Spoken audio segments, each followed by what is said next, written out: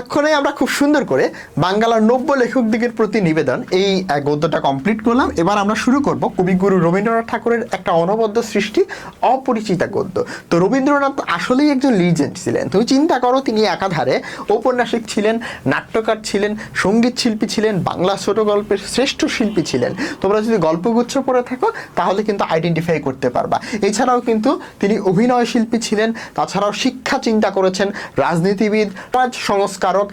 এর পাশাপাশি তিনি কিন্তু মডেলিংও করেছেন। সো বুঝতেই পারতেছো একটা মানুষ কি না করেছেন, ঠিক আছে? রাজনীতি থেকে শুরু করে জমিদারি, গল্প থেকে কবিতা, নাটক, উপন্যাস, গান, 3টা দেশের জাতীয় সঙ্গীত রচনা করেছেন। সো বুঝতেই পারতেছো যে কত বড় একজন লিজেন্ড রবীন্দ্রনাথ। তোমরা ইনাকে নিয়ে পড়বা, ছোটবেলা থেকে অনেক তথ্য পড়ে আসতেছো। তো চাইলে তার যে উপন্যাস, তার যে সাহিত্যকর্ম, এগুলো থেকে তুমি পড়াশোনা করতে পারো। এটা তোমার জন্য খুব ভালো একটা আউটকাম নিয়ে আসবে। তো চলো আমরা আসলে অপরিচিতা গল্পটা শুরু করি।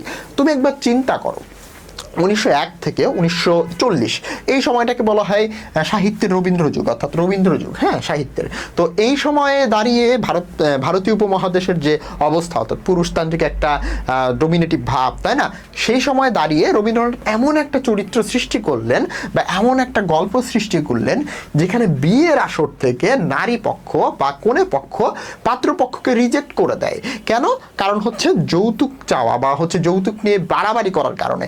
এর প্রতিবাদ স্বরূপ যে কন্যার বাপ তারা কিন্তু যে পাত্রপক্ষ তাদেরকে রিজেক্ট করে দেয়। সো কত আপ টু ডেট চিন্তা ভাবনা আসলে রবীন্দ্রনাথ তখন করতেন।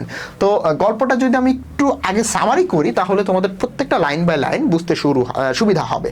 তো প্রত্যেক গল্পের মতো এখানেও কিন্তু হচ্ছে দেখা যাচ্ছে কি নায়ক নায়িকা, মানে প্রেমের গল্পের মতো আর কি নায়ক নায়িকা আছেন। তাদের নাম তোমরা জানো। প্রথমত হচ্ছে অনুপম, যিনি একটা ব্যক্তিত্বহীন চরিত্র। অন দ্য আদার হ্যান্ড যিনি হচ্ছে কে কল্যাণী, অর্থাৎ গল্পের নায়িকা। তো অনুপম গল্পের নায়ক হয়ে উঠতে পারলেও কিন্তু যে কল্যাণীর নায়ক কিন্তু আসলে হয়ে উঠতে পারেন নাই। তো মূলত গল্পটা শুরু হয় এভাবে যে ব্যক্তিত্বহীন পুরুষ তার আত্মস্বীকারোক্তি দেয়। ব্যাপারটা কেমন? যে তিনি আসলে যে ব্যক্তিত্বহীন, ছোটবেলা থেকেই পরিবারের কথাই একদম মানুষ হয়েছেন এমনটা অবস্থা, যেন ঠিক মায়ের কোলে মানুষ হয়েছেন এমন একটা অবস্থা, ঠিক আছে? তো তার হচ্ছে পড়াশোনা শেষ হয়েছে, আশেপাশে কোনো কাজকর্ম নাই, একটু বিয়ের সাথে সাজ যাচ্ছে। তো এই মোমেন্টেই আসলে তার একটা ফ্রেন্ড আসে তার বাসায়, ঠিক আছে? বন্ধু হরিশ, হ্যাঁ, কানপুরে থাকে, তিনি তার কলকাতায় আসলো। এসে মনে করো যে একটা মেয়ের কথা বলে। তখন যে গল্পের নায়ক অনুপম, সে বলে আমার মামার কাছে বলো। কারণ অনুপম হচ্ছে বরাবরই একটা ব্যক্তিত্বহীন চরিত্র, অর্থাৎ তিনি তার যে বাড়ির মা এবং মামা তাদের দ্বারাই আসলে পরিচালিত হতেন। বললো আমার মামার কাছে একবার কথাটা পাড়িয়ে দেখো। তো তারপরে আসলে হরিশ তার মামাকে কনভিন্স করে, বিয়ে টিয়ে ঠিকঠাক, মেয়ে নাকি অনেক সুন্দর, ঠিক আছে? অনুপমও বেশ ইন্টারেস্টেড, ঠিক আছে? এরপরে যৌতুকের দেনা পাওনা সবকিছু ঠিকঠাক হয়ে গেল। এমনকি তারপরে হচ্ছে বিয়েতে একদম মহা আড়ম্বরে বিয়েতে হচ্ছে অনুপম গিয়ে উঠলো বিয়ের আসরে। কিন্তু ওইখানে তার মামা আমার সন্দেহ করে বসছেন যে কন্যার যে পিতার অবস্থা সেটা তো অত ভালো না। আগে অনেক টানাটানি, মানে টানাপোড়েনের একটা প্রমাণ পাওয়া গেছে। তিনি কি আসলে সঠিকভাবে সকল গহনা, অর্থাৎ যৌতুকের যে গহনা, সেগুলো দিয়েছেন কিনা এটা তিনি পরীক্ষা করার জন্য আগে থেকে যে পরীক্ষক বা শেকরা যারা সোনা নিয়ে কাজ করে তাদেরকে নিয়ে গেল। হ্যাঁ, তো ওইখানে গিয়ে সোনাটোনা মেপে দিল। হ্যাঁ, তখন খুব বেশি একটা কথাবার্তা বলে না, আচ্ছা মাপেন। তখন দেখা গেল কি যে সোনাটোনা বা যা যা ছিল তা অনেক বেশি পরিমাণে আসলে ছিল।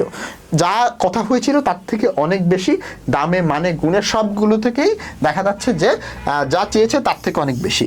তো তখন সোমনাথ সেন কিন্তু এই ব্যাপারটা নিয়ে বেশ লজ্জিত হয়, বা নিজে নিজে আসলে দেখা যাচ্ছে নিজের ভিতরে একটা জেগে ওঠে, ইগো জেগে ওঠে যে আসলে এটা যে আমি কন্যার, আমার নিজের কন্যার যে গহনা সেইগুলো আমি চুরি করব, এইটা কিভাবে হতে পারে? তখন সে আসলে বিয়েটাকে ভেঙে দেয় ওই মুহূর্তে। হ্যাঁ, বিয়েটাকে ভেঙে দেয় এবং সে তো বিশাল কাহিনী। তারপরে মনে করো ছেলে চলে যায় এবং বিয়েটা বন্ধ হয়ে যায়। তো অনেক দিনের এ নিয়ে চুপচাপ ছিল। একবার কি হচ্ছে দেখো, তীর্থযাত্রা, মানে ওই যে ধরো তোমার তীর্থযাত্রা, মায়ের সাথে যে ছেলে অর্থাৎ অনুপম এবং তার মা তীর্থযাত্রায় যাচ্ছে একটা ট্রেনে করে। সেইখানে আবার ট্রেনের মধ্যে অজানা একটা মেয়ের গলার স্বর তার খুব সুন্দর লাগে, ঠিক আছে? তো সেই ট্রেনে তারা ওঠার পরের দিন আসলে দেখাও হয় মেয়ের সাথে। মেয়ে বেশ সুন্দর টুন্দর, ঠিক আছে? খুব সুন্দর সুন্দর, তারপরে হচ্ছে একদম সহজ সাবলীল একটা মেয়ে। তো মেয়েকে একরকম ভালোই লাগে ওইখানে আসলে তোমার অনুপমের, এবং অনুপমের যে মা তিনি দোটানায় থাকেন। তারপরেও দেখা যায় কি একটা সময় যখন আসলে মেয়েটার পরিচয় জিজ্ঞাসা করা হয় তখন তা আসলে তারা থমকে যান।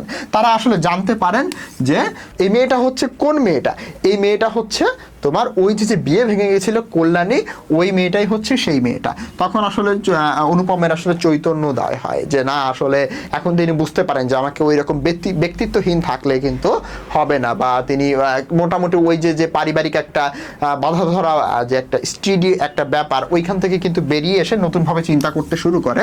তিনি কিন্তু আবার হচ্ছে ওই কন্যার এলাকা অর্থাৎ ওইখানে কিন্তু চলে যায় এবং গিয়ে আসলে বিয়ের আবার প্রস্তাব দিয়েছিল, কিন্তু তার বাবাও রাজি হয়েছিল, কিন্তু মেয়ের আর মন গলে নাই। ঠিক আছে, কারণ কি ওই মেয়েটা হচ্ছে মেয়েদের শিক্ষার ব্রত গ্রহণ করেছে, মেয়েদেরকে তিনি পড়ালেখা শেখাবেন এই কাজে মনোনিয়োগ করেছেন এবং তিনি মনস্থির করেছেন তিনি আর বিবাহ করবেন না। তারপরেও দেখা যাচ্ছে যে অনুপম তার হয়ে কিছু হেল্প টেল্প করতো, ঠিক আছে, যেটাকে কোনো অনুপম এভাবে কল্পনা করেছে বিয়ে করতে পারিনি বা নায়িকাকে পাইনি, তো কি হয়েছে, এই তো জায়গা পেয়েছি যে তার হয়ে কিছু কাজকর্ম করে দিতে পারতেছি, এইটাই আর কি। সো এখানে টার্নিং পয়েন্ট আসলে কোথায়? টার্নিং পয়েন্টটা হচ্ছে যে কন্যার বিয়ের আসরে যখন গহনাগুলো পরীক্ষা করে দেখতে চাইলেন, এই বিষয়টা এই যে একটা বাস্তবতা, ঠিক আছে, যে একটা মানে ঘৃণিত বাস্তবতা, এই বাস্তবতাকে কিন্তু এই যে কন্যার পিতা তিনি কিন্তু দৃঢ়ভাবে প্রত্যাখ্যান করেছেন। এইটাই হচ্ছে গল্পের টার্নিং পয়েন্ট। আরো অনেক সৌন্দর্য গল্পে আমরা পাই, যেমন তিনি ব্যক্তিত্বহীন, এটাও গল্পের মধ্যে সুন্দর করে বলছেন। তারপরে যে ট্রেনে দেখা হওয়া, এটাও অনেক সুন্দর করে ব্যাখ্যা করা হয়েছে, বা লাস্টের দিকে যে জায়গা পাওয়ার ব্যাপারটা, এইটাও আসলে এই গল্পটাতে একটা অন্য লেভেলের একটা ব্যাপার স্যাপার অ্যাড করেছে। তো চলো আমরা লাইন বাই লাইন প্রত্যেকটা লাইন গল্পের পড়া শুরু করি, এবং এই গল্পটা আমরা একদম লাইন বাই লাইন পড়বো, এমন একটি শব্দ বাদ দেবো না যেটা কঠিন লাগে তোমাদের কাছে, ঠিক আছে, যাতে করে আমরা প্রত্যেকটা পার্টকে নিজের ভিতর থেকে ব্যাখ্যা করতে পারি এবং প্রত্যেকটা শব্দের অর্থ আমরা জানি। খুবই গুরুত্বপূর্ণ একটা কবিতা, এখান থেকে সিকিউ আসার সম্ভাবনা অনেক বেশি, এমসিকিউ আসার সম্ভাবনাও কিন্তু বেশ। তো চলো শুরু করা যাক। তো দেখো এইখানে কিন্তু যে নায়ক অর্থাৎ অনুপম নিজেই কিন্তু এই গল্পটা বলেছেন, হ্যাঁ, অর্থাৎ অনুপমের জবানিতেই কিন্তু গল্পটা অগ্রসর হয়। তো চলো আমরা প্রত্যেকটা লাইন ভালো করে বুঝে পড়ার চেষ্টা করি। আজ আমার বয়স 27 মাত্র, মানে অনুপম বলতেছে আর কি, আমার বয়স এখন 27। এই জীবনটা না দৈর্ঘ্যের হিসেবে বড় না গুণের হিসেবে। চলো এই ব্যাপারটা একটু বোঝার চেষ্টা করি। দৈর্ঘ্যের হিসেবে বড় না মানে কি, মানে জীবনে যে তিনি অনেক বড় হয়ে গেছেন, অনেক বৃদ্ধ হয়ে গেছেন তা না আর কি, বয়সটা খুব বেশি না, এবং গুণের হিসেবেও বড় না। তার মানে কি, তার যে গুণ কিন্তু খুব বেশি একটা নাই, ঠিক আছে, তার মানে তিনি যে ব্যক্তিত্বহীন এবং অন্তঃসারশূন্য একজন মানুষ, অর্থাৎ তার ভিতরে খুব বেশি একটা গুণটুন নাই। তবু ইহার একটা বিশেষ মূল্য আছে। আচ্ছা, কিরকম মূল্য? ইহা হচ্ছে সেই ফুলের মতো যাহার বুকের উপরে ভ্রমর আসিয়া বসিয়াছিল, এবং সেই পদক্ষেপের ইতিহাস জীবনের মাঝখানে ফলের মতো গুটি ধরিয়া উঠিয়াছে। এখন ইহা বলতে কাকে বোঝানো হয়েছে? যে ইহা হচ্ছে সেই ফুলের মতো, ইহা হচ্ছে অনুপমের জীবন, যে কিনা এই ফুলের মতো জীবনটা, ঠিক আছে, কারণ এই বুকের উপরে একবার ভ্রমর আসিয়া বসিয়াছিল। কি এসে বসিয়েছিল ভাইয়া? ভ্রমর। তো এই ভ্রমর আসলে কি? এই ভ্রমর হচ্ছে তার জীবনে ওই নায়িকা কল্যাণীর যে একটা আগমন ঘটেছিল এবং তার যে একটা স্যাড স্টোরি, ঠিক আছে, ওয়ান কাইন্ড অফ যে বিয়ে টিয়ে করতে গেছিল তারপরে যে রিজেক্ট করে দিয়েছে, এইটাকেই বোঝানো হচ্ছে যে ভ্রমর একবার আসিয়াছিল এবং সেই পদক্ষেপের ইতিহাস মানে কি, এই যে ভ্রমর অর্থাৎ কল্যাণী যে তার জীবনে এসেছিল, এইটার যে একটা চিহ্ন, এটা কিন্তু তার জীবনে ফলের গুটির মতো ধরিয়া উঠিয়াছে। সেই ইতিহাসটুকুই আকারে ছোট, কিন্তু এটাকে ছোট করে লিখবো। এখন ছোটকে যারা মানে খুব বেশি একটা গুরুত্ব দেবে না, মানে সামান্য বলে ভুল করবে, তাহারা কিন্তু ইহার রস বুঝিবেন না, ঠিক আছে। তার মানে ব্যাপারটা কি, এখন ব্যাপারটা হচ্ছে কি, যে যারা হচ্ছে এটাকে ছোট করে নিবে, উনি কিন্তু এই গল্পটাই বোঝাবে। তার ফুলের মতো জীবনে যে একটা ভ্রমর আসছিল, সেই ভ্রমর আসার গল্পটাই কিন্তু তিনি এখন শোনাবেন, এবং যারা এটাকে খুব বেশি গুরুত্ব দেবে না তারা কিন্তু এইটা রস বুঝতে পারবে না। তারপরে দেখো কলেজে যতগুলো পরীক্ষা তিনি চুকিয়ে আছে মানে কি, মানে তিনি সবগুলো ভালোভাবে পাশ করিয়াছে।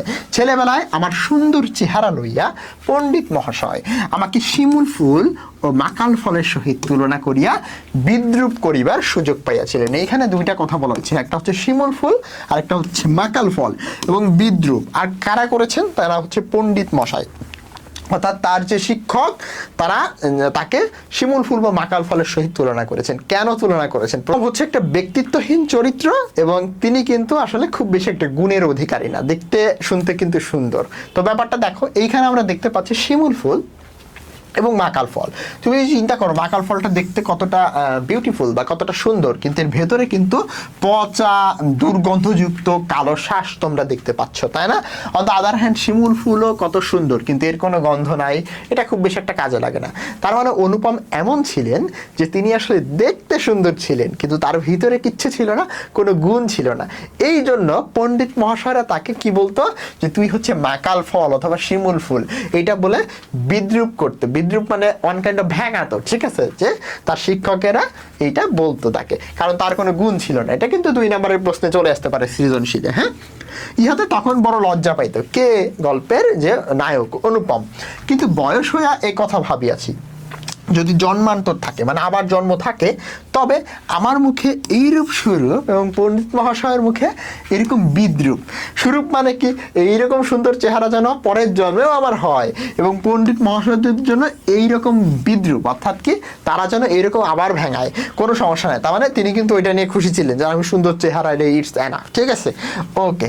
আমার পিতা এককালে গরিব ছিলেন, ওকালতি করিয়া তিনি প্রচুর টাকা রোজগার করিয়াছেন, ভোগ করিবার নিমেষ মাত্র পান নাই, মৃত্যুতে যে তিনি হাফ ছাড়িলেন এইটাই তার প্রথম অবকাশ। এইখানে ব্যাপারটা কিরকম, মানে এই যে গল্প কথক বা অনুপম বা নায়ক যাই বলো না কেন, তিনি নিজেই গল্পটা বলতেছেন যে আমার লাইফে এটা হয়েছিল। হ্যাঁ, তো ব্যাপারটা কি, তার পিতা হচ্ছে উকিল ছিলেন, মানে এককালে গরিব ছিলেন, পরে ওকালতি করেছেন, ওকালতি করে আসলে টাকা পয়সা রোজগার করেছেন, কিন্তু তিনি ভোগ করার নিমেষ মাত্র পান নাই। নিমেষ মানে কি? কয়েক সেকেন্ড, কয়েক দণ্ড। হ্যাঁ, মানে খুব টাইম পান নাই। মৃত্যুতে যে তিনি প্রথম হাফ ছাড়িলেন ওইটাই তার প্রথম অবকাশ। অবকাশ মানে ছুটি। তার মানে ব্যাপারটা হচ্ছে মৃত্যুর সময় তিনি প্রথম অবসর পেয়েছিলেন। তার মানে ব্যাপারটা কিরকম, তিনি সারা জীবন কর্মব্যস্ত ছিলেন এবং প্রচুর টাকা রোজগার করিয়েছেন। তো চলো তারপরে কি হয় দেখে নেওয়া যাক। আমার বয়স তখন অল্প, তার মানে তিনি যে পিতৃহারা এইটাই বোঝাতে চেয়েছেন। মায়ের হাতেই আমি মানুষ, মা হচ্ছে গরিব ঘরের মেয়ে, আমরা ধনী নই, এই কথা তিনি ভুলেন না, আমাকেও ভুলিতে দেন না। মানে এখানে হচ্ছে যে মা, তিনি আসলে সবসময় মনে করে রাখেন আমরা গরিব না, মানে আমাদের যথেষ্ট টাকা পয়সা আসছে। শিশুকাল থেকে আমি কোলে কোলেই মানুষ বোধ করি। তার মানে ব্যাপারটা কি, কোলে কোলে মানুষ কি, ওই যে তিনি যে ব্যক্তিত্বহীন তারই কিন্তু প্রমাণ। সেই জন্য শেষ পর্যন্ত বুঝি পুরাপুরি বয়সী হইল না। তার মানে কি, পুরাপুরি যেন কখনো তার বয়সী হইল না। আজ আমাকে দেখিলে মনে হইবে অন্নপূর্ণার কোলে গজাননের ছোট্ট ভাইটি। এই লাইনটার মানে তোমাদেরকে একটু বুঝতে হবে। দেখো, দেবী দুর্গা দুইটা ছেলে, অনেকে দুর্গা প্রতিমা দেখবা তাই না, তার পাশে কিন্তু দুইটা ছেলে মূর্তি থাকে। তো একটা হচ্ছে গণেশ মানে বড় ছেলে, আর একটা হচ্ছে কার্তিকীয় যিনি হচ্ছে ছোট ছেলে। তো ছোট ছেলেরা সুন্দর, কার্তিকীয়, এবং এই অন্নপূর্ণা হচ্ছে দেবী দুর্গা। হ্যাঁ, এবং তার কোলে গজাননের ছোট ভাইটি মানে কি, ওই কার্তিকের মতো। আসলে তিনি মনে করে যে আমার এখনো বয়স হয় নাই, আমি ঠিক যেন এখনো মায়ের কোলেই থাকে। মায়ের কোলে যেমন গজানন অর্থাৎ গণেশের ছোট ভাইটি, অর্থাৎ দেবী দুর্গা দুই পুত্র গণেশ এবং কার্তিক, তো ওই কার্তিকের মতো, মায়ের কোলের ছোট্ট কার্তিকের মতোই আসলে উনি নিজেকে এখনো মনে করতেছে। আমার আসল অভিভাবক আমার মামা। এটা কিন্তু 2 মার্কে আসতে পারে, ওই যে তোমার অন্নপূর্ণার কোলে গজাননের ছোট্ট ভাইটি, এটা ব্যাখ্যা করো। হ্যাঁ, আমার আসল অভিভাবক আমার মামা, তিনি আমার চেয়ে বছর 6 বড়। এমসিকিউর জন্য অনেক বেশি ইম্পর্টেন্ট। কিন্তু ফুলগুর বালির মতো তিনি আমাদের সমস্ত সংসারটাকে নিজের অন্তরের মধ্যে শুষিয়ে রয়েছেন। এইখানে আরেকটা গুরুত্বপূর্ণ পয়েন্ট আমরা পাচ্ছি যে মামা নাকি ফুলগুর বালির মতো সমস্ত সংসারটা হৃদয়ের ভিতরে নিয়ে নিয়েছেন। তো ব্যাপারটা কেমন, চলো আমরা একটু দেখে নেই। তোমরা এখানে 2টা ছবি দেখতে পাচ্ছ তাই না? এই 2টা ছবি হচ্ছে ফল্গু নদীর ছবি। কোনো মতেই মনে হচ্ছে যে এটা নদী, কিন্তু আসলে কিন্তু এটা একটা নদী। কেমন দেখো, এইখানে উপরে যে বালুগুলা তার নিচে কিন্তু পানি আছে। আমি এখানে পানি আলা একটা অংশ দেখাচ্ছি, কিন্তু এর নিচ দিয়ে না পানি যাচ্ছে কিন্তু। হ্যাঁ, অন্তঃসলিলা নদী বলা হয়। অন্ত মানে ভেতরে, এবং সলিলা বলতে কি বোঝায়, সলিল মানে পানি। দেখো, একদম শুষ্ক একটা জায়গা বোঝানো হচ্ছে, উপরে বালি, কিন্তু তারপরেও এখান থেকে গাছপালা কেন হয়েছে বলো তো? কারণ এটা হচ্ছে একটা অন্তঃসলিলা নদী, মানে উপরে বালি, তার ভিতর দিয়ে ঠিকই কিন্তু পানি যাচ্ছে। বোঝা গেছে? তো মামাও হচ্ছে এইরকম, ঠিক যেন তাদের সমস্ত সংসারটাকে ফুলগু যেমন নিজের ভিতরে হচ্ছে পানি নিয়ে রেখেছে, ঠিক একইভাবে সমস্ত সংসারটাকে এই তার থেকে বয়সে মাত্র 6 বছরের বড় যে মামা, তিনি কিন্তু সকল দায়িত্ব নিয়ে নিছে। এইটাই বলতে হয় যে তিনি আমাদের সমস্ত সংসারটাকে নিজের অন্তরের মধ্যে শুষিয়া লইয়াছেন ফুলগুর মতো। তাহাকে না খুঁড়িয়া, না খুঁড়িয়া মানে না জানিয়ে এক গণ্ডূষ জল পাইবারও যৌ নাই। এই গণ্ডূষ শব্দটা আসলে কি? এক কোষ। এক কোষ মানে কি জানো? মনে করো আমি এইটুকু করলাম, এইখানে যে যতটুকু পানি ধরবে এটাই হচ্ছে এক কোষ পানি। ওকে, তাহলে এক গণ্ডূষ রস পাইবার মানে পানি পাইবারও যৌ নাই। এই কারণে কোনো কিছুর জন্য আমাকে কোনো ভাবনাই ভাবিতে হয় না, তাহলে মামা মামা সব কিছু করবে এরকম একটা চিন্তাধারা তার। হ্যাঁ, কন্যার পিতা মাত্রেই স্বীকার করবেন আমি সৎ পাত্র। ঠিক আছে, কন্যার পিতা কেন স্বীকার করবে তিনি সৎ পাত্র? কারণ তিনি খুব ভালো ছেলে, একদম মায়ের কোলের একদম শান্তশিষ্ট একটা ছেলে, তামাকটুকু পর্যন্ত খায় না, ভালো মানুষ হওয়ার তার কোনো ঝঞ্ঝাট নাই, তাই তিনি নিতান্তই ভালো মানুষ। তার মানে তিনি কিন্তু একটা সৎ পাত্র আর কি।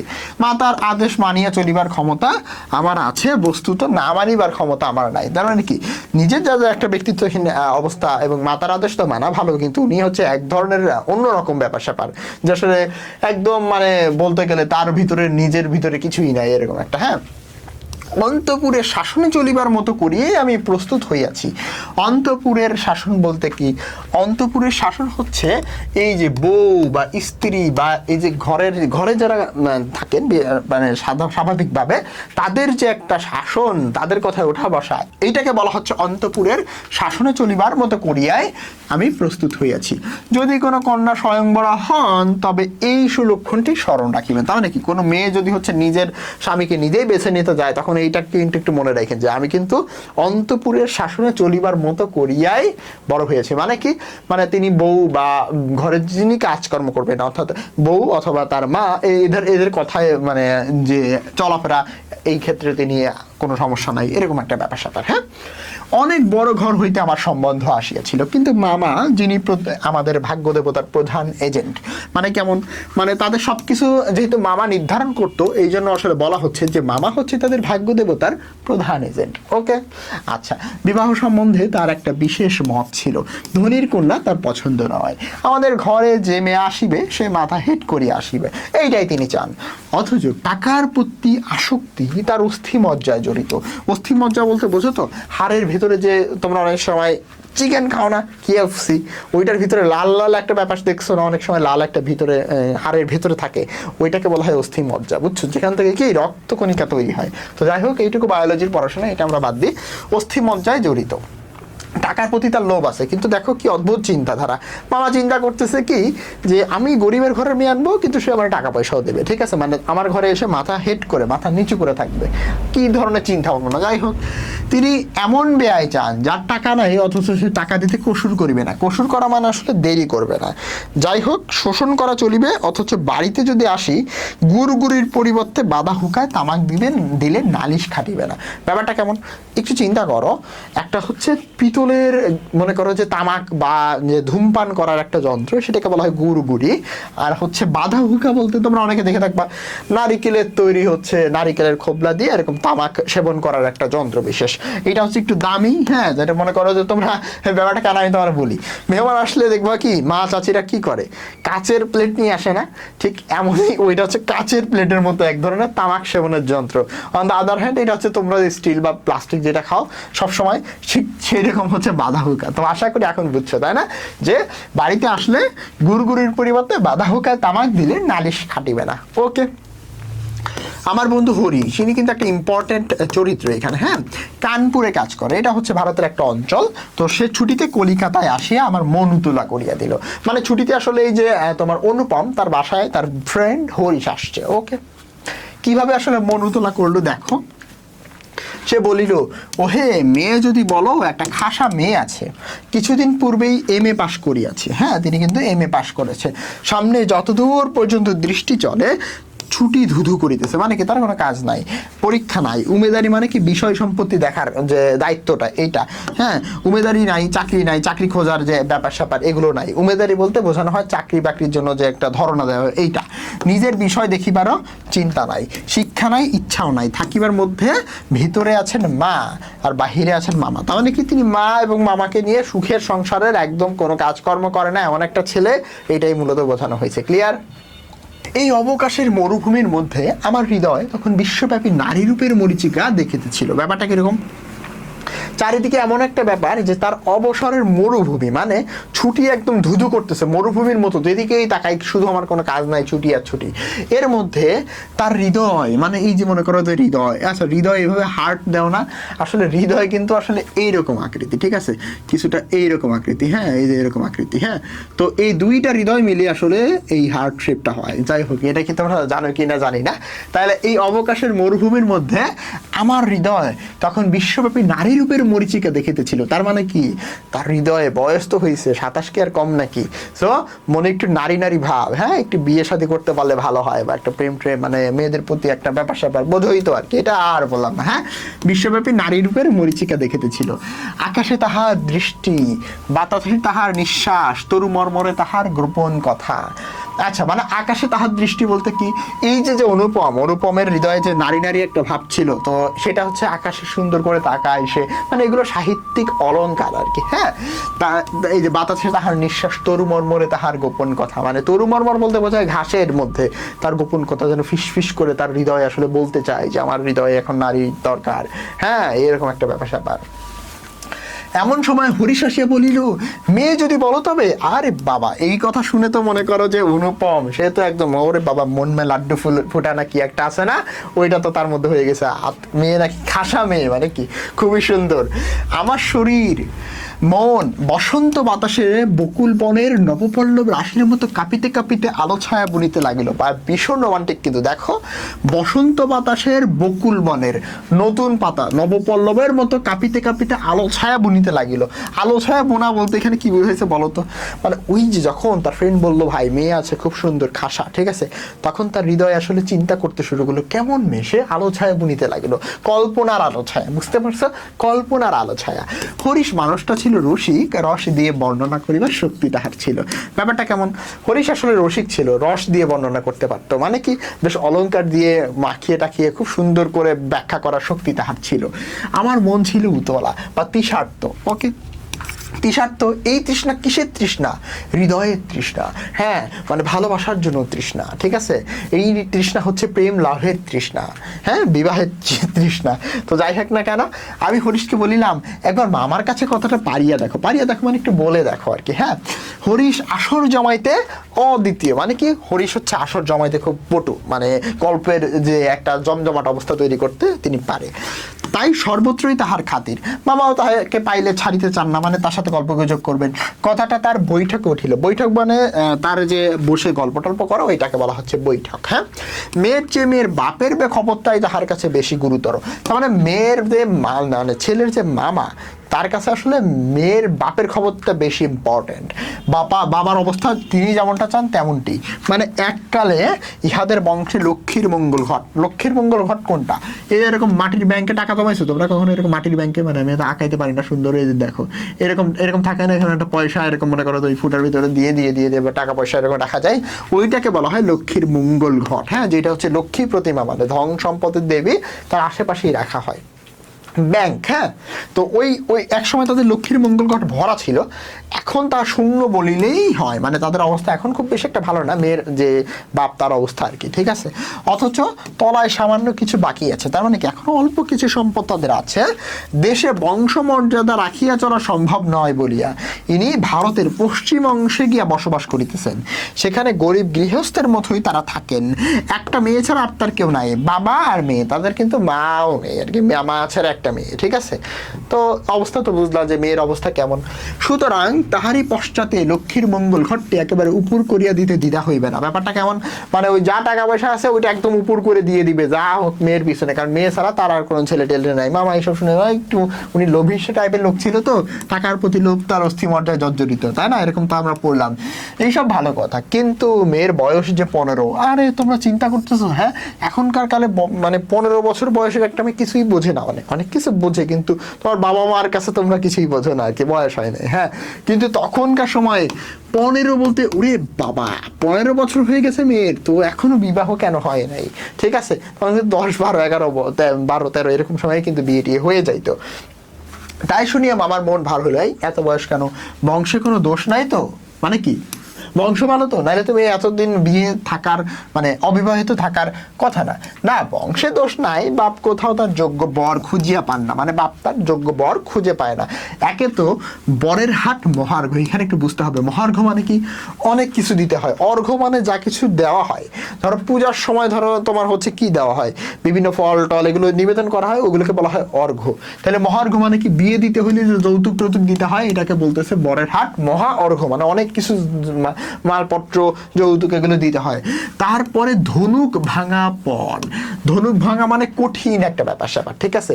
মনে করো এইখানে একটা রামায়ণের একটা কাহিনী ছিল, ঠিক আছে, সেখানে সকল দেবদেবীদেরকে একটা যজ্ঞে ডাকা হয়, সেখানে শিব যিনি ধ্বংসের দেবতা তাকে কিন্তু আসলে ডাকা হয় নাই, তখন আসলে তিনি ধনুক দিয়ে মনে করো কি ধনুক তাক করেছিলেন যে সকল দেবদেবতা এদেরকে ধ্বংস করে দেবেন, ওইখানে একটা মানে হট্টকল বাঁধাবেন।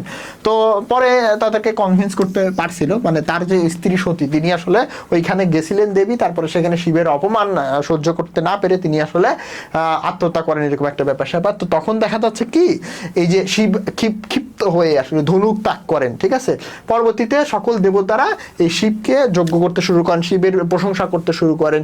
তখন কি হইলো, মনে করো যে এই যে তোমার সকল দেবদেবীদের এতে সন্তুষ্ট হইল, শিব সন্তুষ্ট হয়ে এই ধনুকটা তাদেরকে দিয়ে দিল। এটাকে কি জানি বলা হয়, কামধেনু না কি একটা যাই হোক কিছু বলা হয়।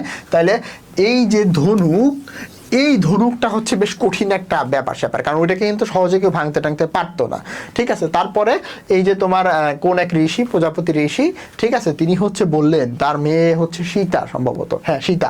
তাইলে এই যে ধনুক, তিনি হচ্ছে বললেন যে এই ধনুকটা যে ভাঙতে পারবে তার সাথে আমি আসলে আমার মেয়ের বিয়ে দেবো, কারণ এটা অনেক কঠিন কাজ। তো একইভাবে এখানে কিন্তু তোমার রাম পরে এটা করতে পারছিল, ধনুকটাকে ভাঙতে পারছিল। বুঝতেই পারতেছো শিবের ধনুক ভাঙা এত সহজ না, তাই না, তিনি বেশ শক্তিশালী একজন দেবতা। তাই এই ধনুক ভাঙা কি একটা কঠিন কাজ না, ওইখান থেকে আসছে যে ধনুক ভাঙা পণ, পণ মানে আসলে যৌতুক। তাহলে কি দাঁড়াইলো, একে তো বরের হাট মহার্ঘ, অপরদিকে শিবের ওই ধনুকটা, যে ধনুকটা অনেক পাওয়ারফুল, সেই রকম হচ্ছে তোমাদেরকে পণ দিতে হচ্ছে, ক্লিয়ার। কাজেই বাপ তো সবুর করতেছে, মানে বাপ ওয়েট করতেছে সবুর, কিন্তু মেয়ের বয়স তো আর ওয়েট করতেছে না। আচ্ছা ঠিক আছে, যাই হোক, হরিষের সরস রসনার গুণ আছে, এটা আমরা আগেই পড়েছি যে হরিষের রস দিয়ে বর্ণনা করিবার গুণ কিন্তু তার আছে। মামার মন হচ্ছে নরম হইল যে না আসলে ওকে সমস্যা নাই, মানে হইতে পারে বিয়েটা। বিবাহের ভূমিকা অংশটা নির্বিঘ্নে সমাধা হয়ে গেল। ভূমিকা বলতে কি, মানে একদম পুরো গৌরচন্দ্রিকা আর কি যেটা, হ্যাঁ সেটা কিন্তু নির্বিঘ্নে সমাধা হয়ে গেল। কলিকাতার বাহিরে যে পৃথিবীটা সমস্তটাকেই মামা আন্দামান দ্বীপের অন্তর্গত বলিয়া জানেন। মানে ব্যাপারটা কি, তিনি আসলে কলকাতার বাহিরে খুব বেশি দূরে একটা যাওয়াটাও পছন্দ করতেন না, মনে করতেন যে বাইরে যা কিছু আছে সব হচ্ছে আন্দামান দ্বীপ, মানে সব ওই ওয়ান কাইন্ড অফ। এই ছোটবেলায় তোমরা এমন ছিল না যে পৃথিবীতে 3টা দেশ আছে, বাংলাদেশ, একটা হচ্ছে ইন্ডিয়া, আর একটা হচ্ছে বিদেশ। তো ওই রকম তার কাছে ওই যে কি তোমার হচ্ছে ছোটবেলা আমরা যেমন মনে করতাম যে আন্দামান দ্বীপ, তাহলে আন্দামান দ্বীপ হচ্ছে অজানা একটা অংশ পৃথিবীর, আর শুধুমাত্র তিনি কলকাতাটাকেই চিনেন, মানে বাইরে যাওয়া তিনি পছন্দও করেন না, খুব বেশি একটা দূরে যায়নি।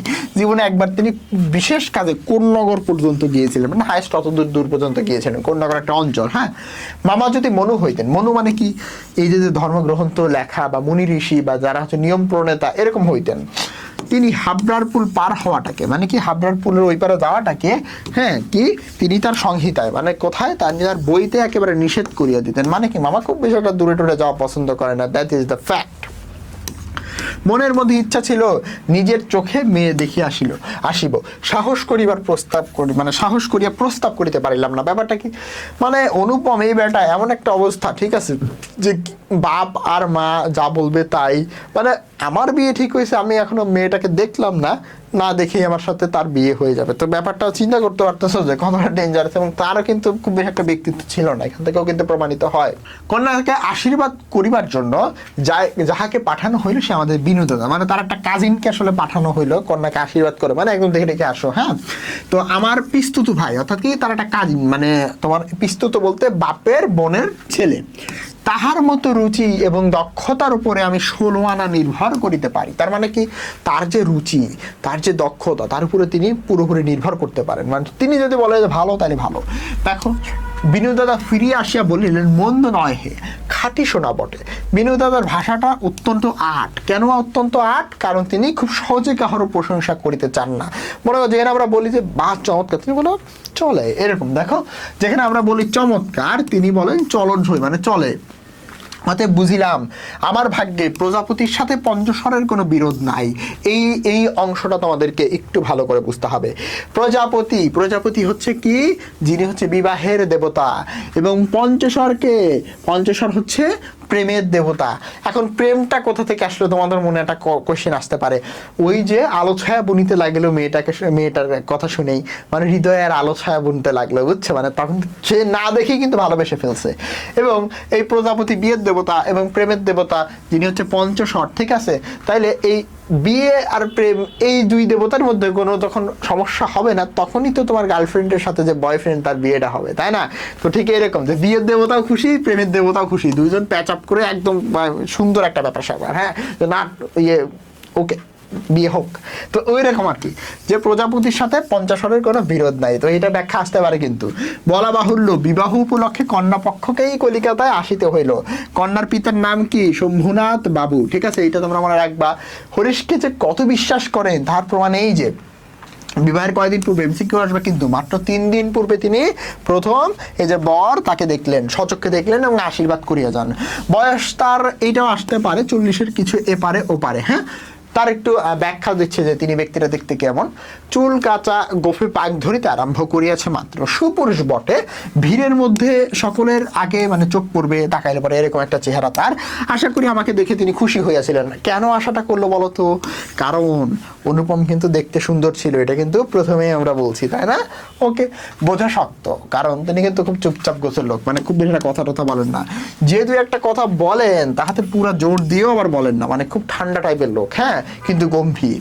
মামার মুখ তখন অনর্গল ছুটতেছিল, মানে কি, ওই যে কিছু কিছু আন্টি থাকে দেখবা, ঠিক আছে, কিছু কিছু আন্টি থাকে, ভাবি এই আমার এই জামাই, আমার এই মেয়ে, আমার এই ছেলে এই করছে ওই করছে, ঠিক আছে, ওর বাবা তো এইটা করে ওইটা করে, ঠিক আছে, এরকম হুদাই পেঁচাল পারতেই থাকে, নিজের ভাবসাব আর বাড়াইতেই থাকে, কিন্তু আসলে যে সেক্ষেত্রে তার দামটা কমে এটা কিন্তু তারা বোঝে না। তো অনর্গল ছুটিতে ছিল, মানে আমাদের স্থান যে শহরের যে কারো কম নয়, সেটাকেই তিনি নানা প্রসঙ্গে প্রচার করিতেছিলেন। তাহলে ব্যাপারটা কি, ওই যে আন্টিদের মতো করতেছিল, যে আসলে অনেক আন্টি, সব আন্টি না কিন্তু, হ্যাঁ, যারা শ্রদ্ধেয় আন্টি তারা কিন্তু না, মানে অনেকে আছে, ঠিক আছে, আমি অনেক দেখছি যে হুদাই পেঁচাল পাঠতেই থাকে আর একটা আন্টির সাথে, হ্যাঁ। তো সেই রকম অনর্গল কিন্তু ছুটতেছিল কে? মামা। কার সাথে? ওই যে তার যে বেআই অর্থাৎ শম্ভুনাথ সেনের সাথে, হ্যাঁ। মানে আমরা অনেক ভালো, আমাদের পরিস্থিতি অনেক ভালো। এইটা শম্ভুনাথ বাবু এই কথা একেবারে যোগই দিলেন, মানে কোনো একটা লক্ষ্য করলেন না বা খুব বেশি একটা দামও দিলেন না, কোনো ফাঁক একটা হ্যাঁ হু কিচ্ছু বললো না, মানে কোনো দামই দিল না, মানে ও হুদায় কয়ে যাইতেছে, শুনতেছেও না, হ্যাঁ। তারপরে দেখো, আমি হইলে দমিয়া যাইতাম, কিন্তু মামাকে দমানো শক্ত, মানে মামাকে খুব সহজে দমানো যায় না। তিনি শম্ভুনাথ বাবুর চুপচাপ ভাব দেখিয়ে ভাবিলেন লোকটা একদম নির্দীপ, মানে কি, তার ভিতরে কোনো শক্তি নাই, একেবারে কোনো তেজই নাই, ঠিক আছে। বেহাই সম্প্রদায়, আর যাই হোক, তেজ থাকাটা দোষের, মানে কি, বেহাই সম্প্রদায় হবে কি, তার টাকা পয়সা দিবে, সবকিছু দিবে, মানে খুব নিচু হয়ে থাকবে, কন্যা পক্ষ তারা তৎকালীন সময়ে চিন্তা ভাবনা এখনো কিছুটা এরকম আছে, তাই না? অতএব মামা মনে মনে খুশি হইলেন, শম্ভুনাথ বাবু যখন উঠিলেন, মামা সংক্ষেপে উপর হইতেই তাকে বিদায় করিয়া দিলেন, এমনকি গাড়িতে তুলে দিতে যাবে, একটা বিদায় দেওয়া, তার একটা বিয়ে শাদী হবে, খুব একটা গুরুত্ব দিলেন না। পণ সম্বন্ধে দুই পক্ষে পাকাপাকি কথা হয়ে গিয়েছিল যে কতটুকু কি হবে। মামা নিজেকে অসামান্য চতুর বলিয়াই অভিমান করিয়া থাকেন, মানে কি, মামা মনে করেন আমি অল টাইম খুব বেশি হচ্ছে কি তোমার চালাক, আমাকে কেউ হারাইতে পারবে না। তারপরে কি দেখো, কথাবার্তায় তিনি কোথাও করে ফাঁক রাখেন নাই। কিসের ফাঁক? মানে যত যৌতুক টৌতুক ঠিক হয়েছে এগুলো যে একদম পাকাপোক্তভাবে তিনি সব জায়গায় কমপ্লিট করছেন, এইটাই আর কি, হ্যাঁ। টাকার অঙ্ক তো স্থিরই ছিল, তার উপরে গহনা কত ভরি হইবে, সোনা কত দরের হইবে, মানে 20 ক্যারেট না 24 ক্যারেট না 18 ক্যারেট, সেগুলোও কিন্তু আসলে একেবারে বাধাবাধি হইয়া গিয়েছিল, হ্যাঁ। বাধাবাধি বলতে আগে থেকে ফিক্সড হয়ে গেছিল। আমি নিজে এই সমস্ত কথার মধ্যে ছিলাম না, জানিতাম না দেনা পাওনা কি স্থির হইল।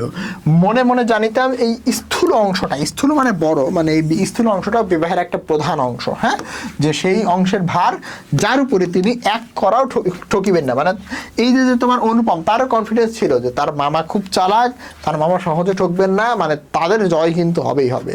তো এখানে যদি আরেকটু পরও বস্তুত আশ্চর্য পাকালোক বলিয়াই মামা আমাদের সমস্ত সংসারের প্রধান গর্বের সামগ্রী। এমসিকিউ আসতে পারে যে তাদের মানে সংসারে সবচেয়ে গর্বের সামগ্রী আসলে কে? তাদের সংসারের সবচেয়ে গর্বের সামগ্রী হচ্ছে তার মামা কেন, মানে বিশাল চালাক চতুর একজন মানুষ, হ্যাঁ বিশাল হারামদারি, এই আর কি। যেখানে আমাদের কোনো সম্বন্ধ আছে, মানে আমাদের কোনো একটা কিছু থাকবে, সর্বত্র সেখানে তিনি বুদ্ধির লড়াইয়ে জিতিবেন, একেবারে ধরা কথা। এই জন্য আমাদের অভাব না থাকিলেও, মানে আমাদের যদি অভাব না থাকে, অপর পক্ষ মানে কন্যা পক্ষে যদি অভাব অনেক বেশি হয়, তাইলেও আমরা দেনা পাওনায় জিতিব। আমাদের সংসারের এই জেদ ইহাতে বাসুক আর মরুক, গায়ে হলুদ অসম্ভব ধুম করিয়া হয়ে গেল। দুই পক্ষেই কিন্তু গায়ে হলুদ হয়, তোমরা অনেকে জানো এই হলুদ সন্ধ্যা টন্ধায়, তো এরকম দুই পক্ষেই গায়ে হলুদ হয়। তো গায়ে হলুদ অসম্ভব ধুম করিয়া গেল, বাহক এত গেল যে তাহার আদমশুমারি করিতে হইলে কেরানি রাখিতে হয়। মানে কি, ওই তাদের ওই অঞ্চলে, মানে মনে করো যে ছেলের বাসায় গায়ে হলুদ হয়েছে, অনেক লোকজন আসছে বাহক, হ্যাঁ, তাদের যদি আমরা মানে ঠিক করতে চাই, তাহলে আদমশুমারি রাখার লোক রাখতে হয়, এমন একটা ব্যাপার স্যাপার, কেরানি রাখতে হয়। তো অনেক লোকজনের আনাগোনা হয়েছে, বুঝছো। তাহাদিকেও কি বিদায় করিতে, বিদায় করিতে মানে কি, ওই যে বরযাত্রীদেরকে বিদায় করিতে অপর পক্ষ কন্যা পক্ষকে যে নাকাল হইতে হবে, নাকানি সুবানি খাইতে হবে, এরকম একটা ব্যাপার স্যাপার। সেই কথা স্মরণ করিয়া মামার সঙ্গে মা একযোগে বিস্তর হাসিলেন। মানে কি একটা, মনে করো যে লো মেন্টালিটি, দেখছো। ব্যান্ড, বাঁশি, শখের কনসার্ট প্রভৃতি যত প্রকারের উচ্চ শব্দ আছে সমস্ত মিশাইয়া বর্বর কোলাহলের মস্ত হস্তি দ্বারা সঙ্গীত সরস্বতীর পদ্মবন দলিত বিদলিত করিয়া আমি তো বিবাহ বাড়িতে গিয়া উঠিলাম। চিন্তা করো, সঙ্গীত এর দেবীকে সরস্বতী, তাই না?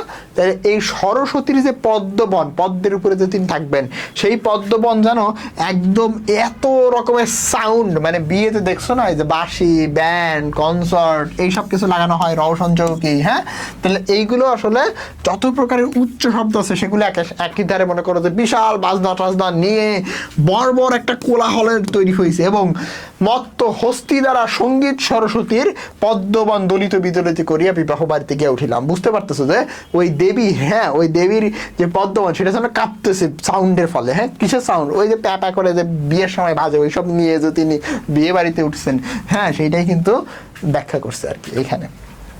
আংটিতে, হারেতে, জরি জহরতে আমার শরীরই যেন গহনার দোকান নিলামে চড়িয়াছে বলিয়া বোধ হইল। মানে আমার হাতে এতগুলো আংটি, সোনার যে জিনিসপত্র, জরি জহরত, এগুলো মানে বড় পক্ষকে কিন্তু আংটি টাংটি বড় হয় বিয়ের সময়। তো এমন একটা অবস্থা যেন তার শরীর সোনার দোকান হয়ে গেছে, তার শরীর সোনার দোকানের, মানে তার শরীরে একটা দোকান, সেই দোকানে সব সোনা নিলামে উঠছে, এমন একটা পরিস্থিতি। হ্যাঁ,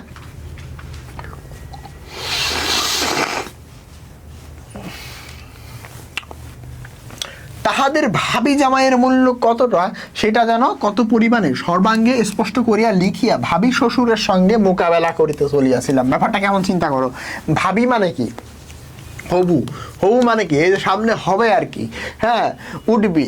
তাদের হবু জামাইয়ের মূল্য কত, সেটা কত পরিমাণে সর্বাঙ্গে স্পষ্ট করিয়া লিখিয়া, এই লেখা কিভাবে, সোনা টোনা পরে লিখে যাচ্ছে যে আমার দামটা আসলে কত। ভাবি শ্বশুরের সঙ্গে মোকাবেলা করতে চলে আসিলাম, মানে কি, শ্বশুরের সাথে একটা পাঙ্গাস, দেখছো আমার হাতে কত সোনা টোনা, আমি কত বিশাল একটা আরামদারি ব্যক্তি যাচ্ছি তোমার কন্যাকে বিয়ে করতে। যাই হোক, মামা বিবাহ বাড়িতে ঢুকিয়া খুশি হইলেন না। কেন খুশি হইলেন না? দুই মার্কের কোশ্চেন আসতে পারে কিন্তু। একে তো উঠানে বরযাত্রীদের জায়গা সংকুলান হওয়াই শক্ত, মানে বরযাত্রীদেরকে আটা, মানে ওই স্থানে পুরোটা হচ্ছে তোমার মানুষজনকে ধরা, এটাই কঠিন। তারপরে আয়োজন সমস্তই নিতান্ত মধ্যম রকমের, মানে কি মধ্যম লেভেলের একটা আয়োজন, খুব বেশি একটা আড়ম্বরপূর্ণ জাঁকজমকপূর্ণ একটা বিবাহ তা কিন্তু না। ইহার পরে শম্ভুনাথ বাবুর ব্যবহারটাও নেহাত ঠান্ডা। আচ্ছা, তোমরা দেখছো কোনো সময় বিয়ে টিয়েতে যে তোমার ওই যে বিআইটিআই থাকে, ওরে বাবা, সে কি মনে করো, আসেন আসেন, বসেন বসেন, এই সেই, ওরে বাবা আপনি আসছেন, ধন্য করে দিয়েছেন, এই সেই, এইসব কিন্তু বলে। কিন্তু না, শম্ভুনাথ বাবু ওরকম চাটুকারিতা করে নাই। তার বিনয়টা অজস্র নয়। বিনয় মানে কি, তার যে আরে আসেন আসেন, বসেন বসেন, বিশাল শ্রদ্ধা সম্মান করা, ঠিক আছে, হিন্দুদের মধ্যে হাত জোর করা, অপরদিকে সালাম টালাম দিয়ে ব্যাপক একটা মনে করো যে তোমার ইয়ে হয়ে যায়, মানে একদম তেলাতেলির ব্যাপারটা, সেই তেলাতেলির ব্যাপারটা কিন্তু তার ভিতরে ছিল না। তার বিনয়টা কিন্তু অজস্র ছিল না। মুখে তো কথাই নাই, কোমরে চাদরে বাঁধা, মানে মুখে তো কথাই নাই, কোমরে চাদর বাঁধা, গলা ভাঙা, টাক পড়া, মিশকালো এবং বিপুল শরীর এর একটি উকিল বন্ধু, মানে তার একটা উকিল বন্ধু ছিল, মানে শম্ভুনাথ সেন অর্থাৎ শ্বশুরের একটা উকিল বন্ধু, অনুপমের শ্বশুরের, তার বিপুল শরীর মানে কি মোটা সোটা শরীরের একটা উকিল বন্ধু নিয়ত হাত জোর করিয়া, মাথা হেলাইয়া, নম্রতার শীত হাস্যে গদ বচনে কনসার্ট পার্টির করতাল বাজিয়া হইতে শুরু করিয়া বর কর্তাদের প্রত্যেককে বারবার প্রচুর রূপে অভিষিক্ত না করিয়া দিতেন, তবে গোড়াতেই একটা স্পরস্পর হইতো। এই লাইনটাকে আমরা এখন ভাঙবো। দেখো, মানে তার একটা উকিল বন্ধু ছিল মোটাসোটা, সেই উকিল বন্ধু যদি বারবার হাজার করিয়া আসেন মাথা হেলাইয়া নম্রতার শীত হাস্যে, মানে কি এইটা বুঝছো, তাহলে নম্রতার শীত হাস্যে গদ গদ বচনে মানে ওরে বাবা খুব খুশি হয়েছে, ও আসেন আপনার চলে আসছেন, ঠিক আছে।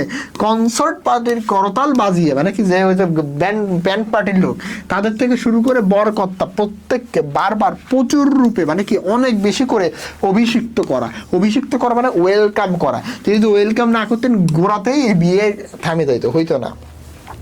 আমি সভায় বসিবার কিছুক্ষণের পরেই মামা শম্ভুনাথ বাবুকে পাশের ঘর হইতে লইয়া গেলেন।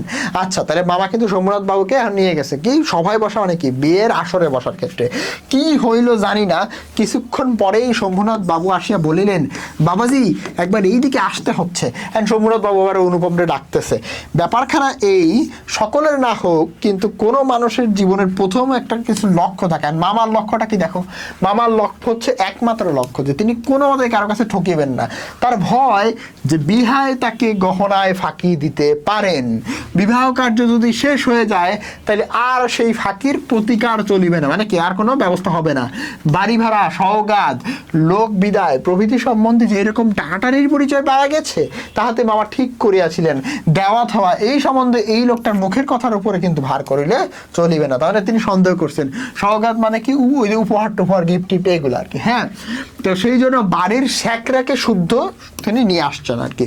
পাশের ঘরে গিয়ে দেখলাম মামা একটা তক্তপোষের উপরে এবং শ্যাকরা, তার উপরে দাড়িপাল্লা, কোষ্টি পাথর প্রভৃতি লইয়া বসিয়া আছেন। কোষ্টি পাথর মানে এক ধরনের পাথর যেটা দিয়ে সোনার খাঁটিত্ব পরীক্ষা করা যায়। শম্ভুনাথ বাবু আমাকে বলিলেন, তোমার মামা বলিতেছেন বিবাহ কাজ শুরু হইবার আগেই তিনি কনের সমস্ত গহনা যাচাই করিয়া দেখিবেন। ইয়া তুমি কি বলো? মানে মামারটাকে তিনি মানে বাসায় দেখতেছে অনুপমের ভিতরে কতটা ব্যক্তিত্ব আছে। হ্যাঁ, অনুপমের ভিতরে আসলে কতটা বোল্ডনেস আছে, তিনি আসলে কতটা আসলে দেখা যাচ্ছে যে লিবারেল। এইটা আমি মাথা হেড করে চুপ করিয়া রহিলাম। মামা বলিলেন, ও আবার কি বলিবে, আমি যা বলিব তাই হইবে। শম্ভুনাথ বাবু আমার দিকে চাহিয়া বলিলেন, সেই কথা তবে ঠিক, উনি যা বলিবেন তাহাই হইবে? মানে তুমি কি শিওর যে উনার কথাটাই একদম পারফেক্ট, এই সম্বন্ধে তোমার কিছুই বলিবার নাই? মানে তুমি কি প্রতিবাদ করবা কি না এইটা উনি টেস্ট করতেছেন।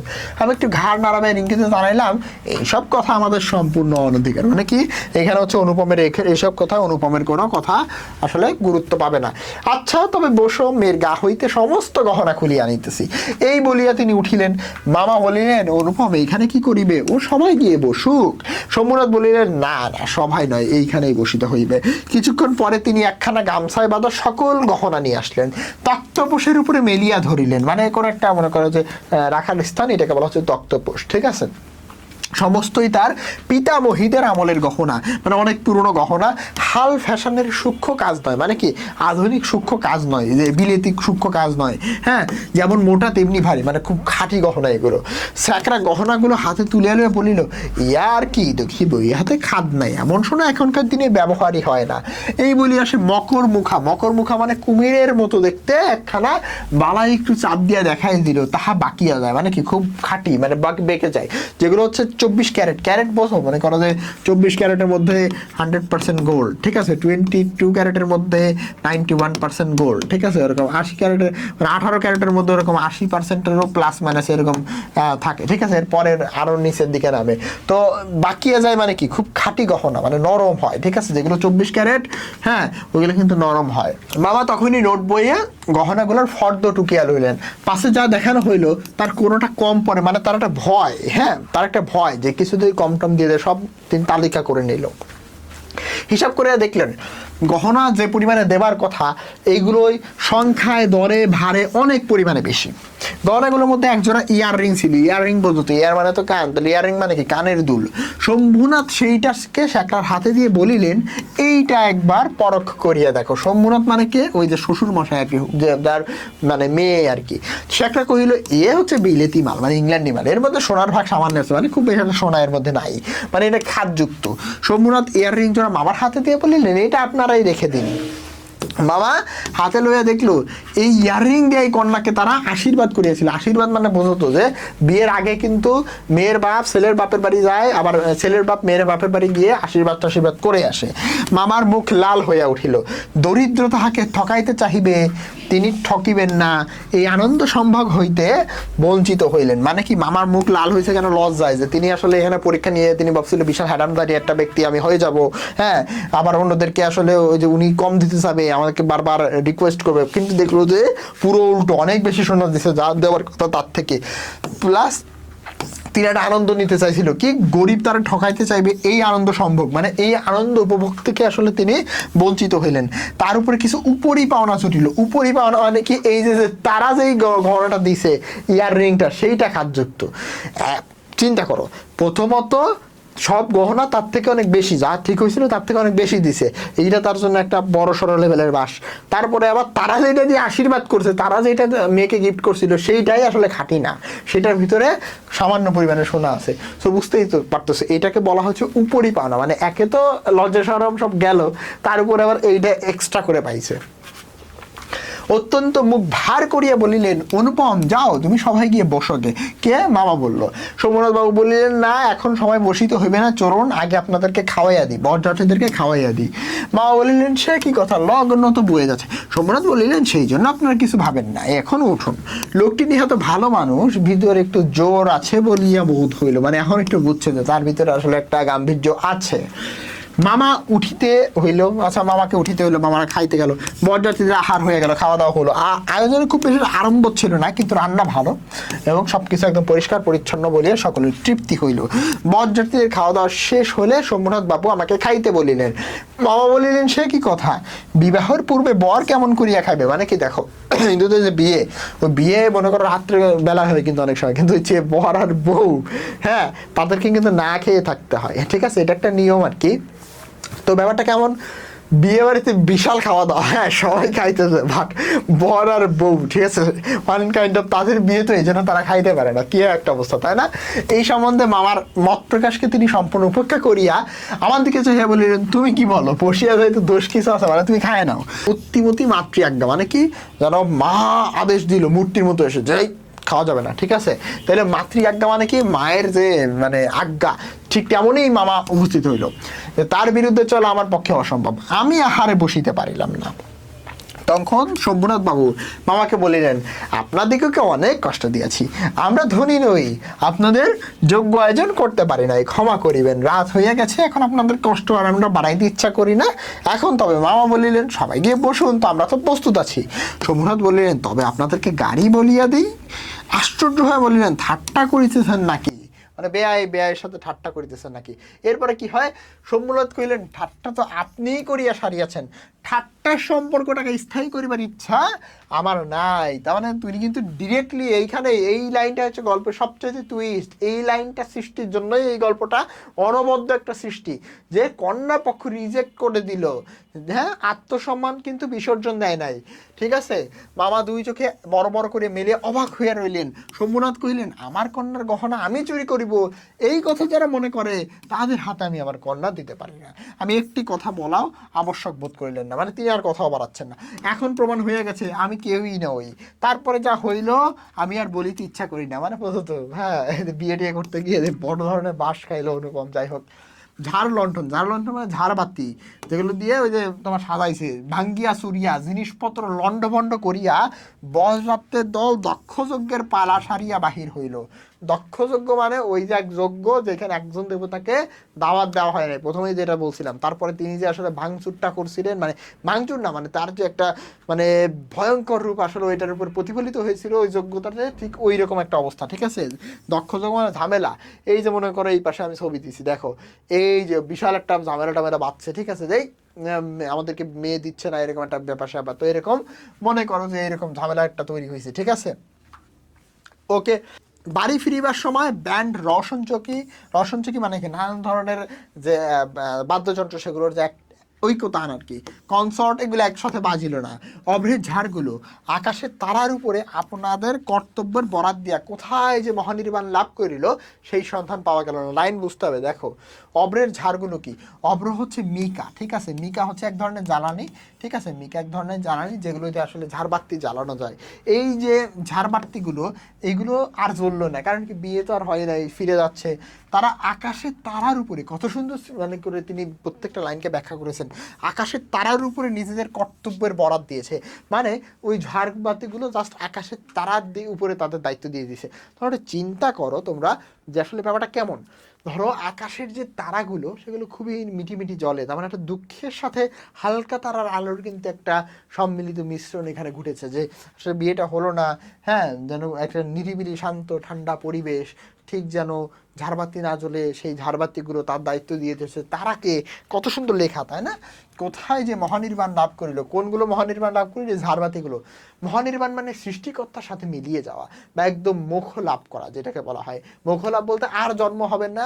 মানে হিন্দু ধর্ম ও কয়েকটা ধর্ম এরকম বলা হয় যে তোমার একের পর এক তুমি কর্মফল নিয়ে আবার জন্মগ্রহণ করতেই থাকবে, কিন্তু তুমি খুব ভালো কাজ করলে একদম পুরোপুরি তোমার এই জন্মের যে সাইকেল এটা বন্ধ হয়ে যাবে। তো ওইটাকে বলা হচ্ছে কি মহানির্বাণ।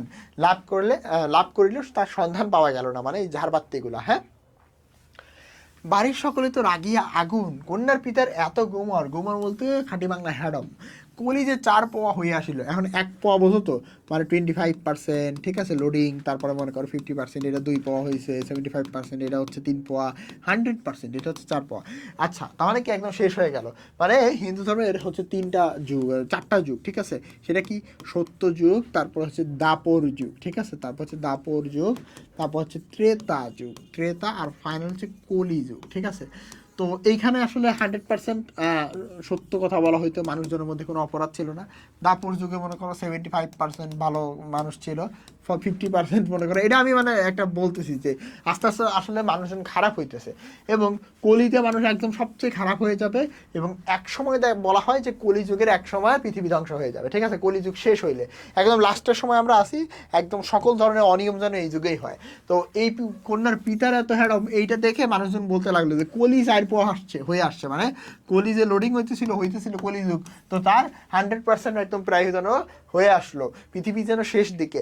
সকলে বলিল দেখি মেয়ের বিয়ে কেমন করিয়া দেয়, কিন্তু মেয়ের বিয়ে হইবে না এই ভয় যার মনে নাই, তার শাস্তির আর কি উপায় হবে।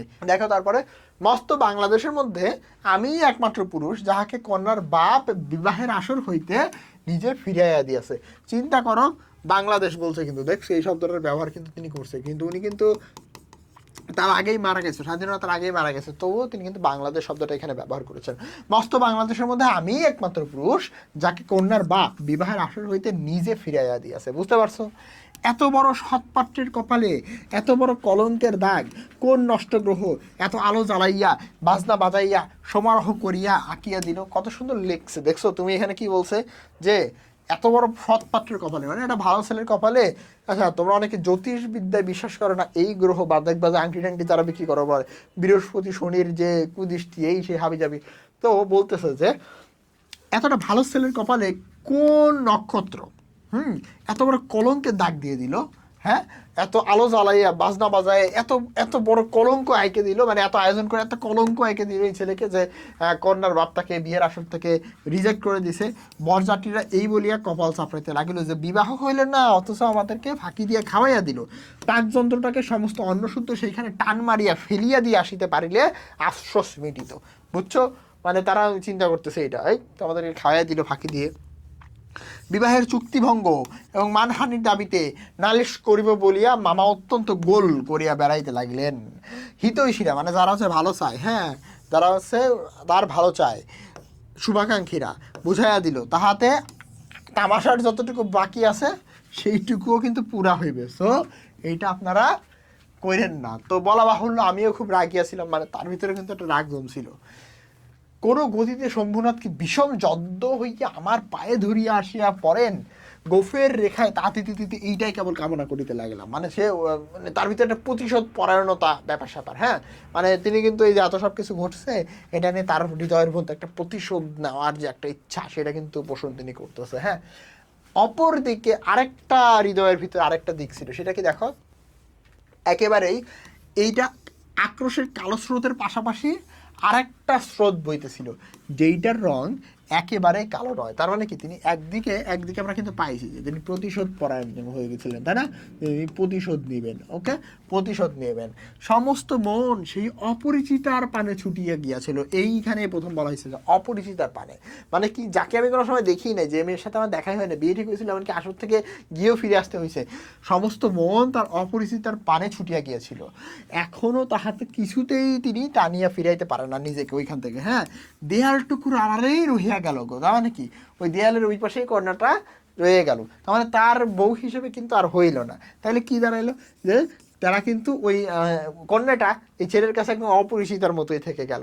কপালে তার চন্দন আঁকা, গায়ে তার লাল শাড়ি, মুখে তার লজ্জার রক্তিমা, হৃদয়ের ভিতরে কি তা কেমন করিয়া বলিব। আমার কল্পলোকের কল্পলতাটি বসন্তের সমস্ত ফুলের ভার আমাকে নিবেদন করিয়া দেওয়ার জন্য নত হইয়া পড়িয়াছিল। মানে ব্যাপারটা একটু চিন্তা করো, এগুলো সবই তার কল্পনা, তিনি তো ওই মেয়েটাকে কিছুই দেখেন নাই, ঠিক আছে?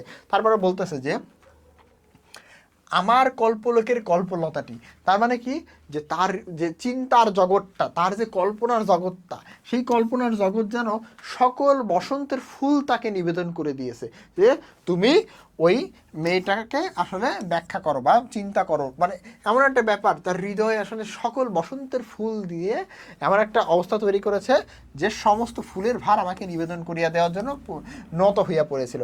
মানে তার চিন্তার জগৎটা যেন তাকে সমস্ত ফুল দিয়ে দিছে, হ্যাঁ, যাতে করে তিনি ওই মেয়েটাকে সুন্দর করে বর্ণনা করিতে পারেন, এমন একটা ব্যাপার স্যাপার। হাওয়া আসে, গন্ধ পাই, পাতার গন্ধ শুনি, কেবল আরেকটি মাত্র পা ফেলার অপেক্ষা। এমন সময় সেই পদক্ষেপের দূরত্বটুকু, মানে আর এক পা ফেললেই তো বিয়েটা হয়ে যেত, তাই না? সেই দূরত্বটা মুহূর্তে অসীম হয়ে উঠিল, মানে কি, অসীম দূরত্ব, আর কখনোই ওই মেয়েটাকে পাওয়া সম্ভব না, এমন একটা ব্যাপার স্যাপার। হ্যাঁ, এতদিনে যে প্রতি সন্ধ্যায় আমি বিনু দাদার বাড়িতে গিয়ে, মানে পিস্তুত ভাই যে মেয়ে দেখে আসছিল, তার বাড়িতে গিয়ে তাহাকে অস্থির করিয়া তুলিয়াছিলাম, বিনু দাদার বর্ণনার ভাষা অত্যন্ত সংকীর্ণ বলিয়াই তার প্রত্যেকটি কথা স্ফুলিঙ্গের মতো আমার মনের মাঝখানে আগুন জ্বালাইয়া দিয়েছিল। তার মানে বুঝতে পারতেছো যে বিনু দাদা সহজে প্রশংসা করতে চায় না, কিন্তু তিনি যে প্রত্যেকটা কথা এত ভালোভাবে বলতেছেন, তার মানে আমার হৃদয়ে তো স্ফুলিঙ্গের মতো ছিল, এত সুন্দরী। আচ্ছা, যাই হোক, বুঝিয়াছিলাম মেয়েটির রূপ বড় আশ্চর্য, কিন্তু না তাকে দেখিলাম চোখে, না তাকে দেখিলাম তার ছবি, সমস্তই অস্পষ্ট রহিয়া গেল। তারপরে দেখো, বাহিরে তো সে ধরা দিলই না, তাহাকে মনেও আনিতে পারিলাম না। এই জন্যই মন সেই দিনকার বিবাহ সভার দেয়ালের বাহিরে ভূতের মতো দীর্ঘ নিঃশ্বাস ফেলিয়া বেড়াইতে লাগিল। তাহলে বুঝতেই পারতেছো যে আমার একটা অবস্থা, যে খুব হতাশ, এরকম একটা ব্যাপার স্যাপার। হরিশের কাছে শুনিয়াছি মেয়েটিকে আমার ফটোগ্রাফ দেখানো হইয়াছিল, পছন্দ হইয়াছে বই কি, না করিবার তো কোনো কারণ নাই।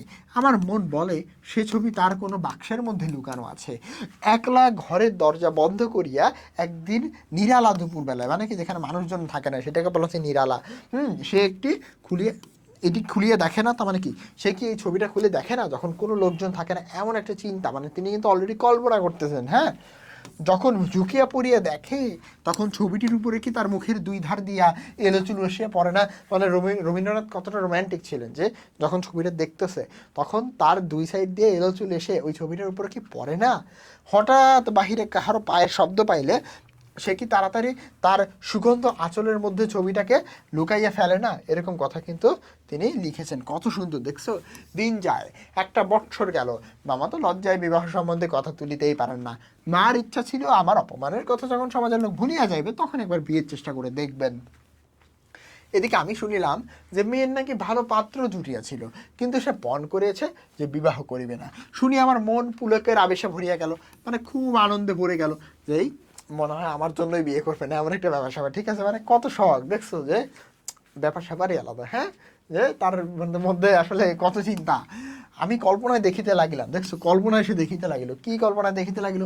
সে ভালো করিয়া খায় না, ওরে বাবা, সন্ধ্যা হইয়া আসেছে, চুল বাঁধিতে ভুলিয়া যায়, তার বাপ তার মুখের পানে চান আর ভাবেন, আমার মেয়ে দিনে দিনে এমন হইয়া যাইতেছে কেন। হঠাৎ কোনো দিন তার ঘরে আসিয়া দেখেন মেয়ের দুই চোখে জল ভরা।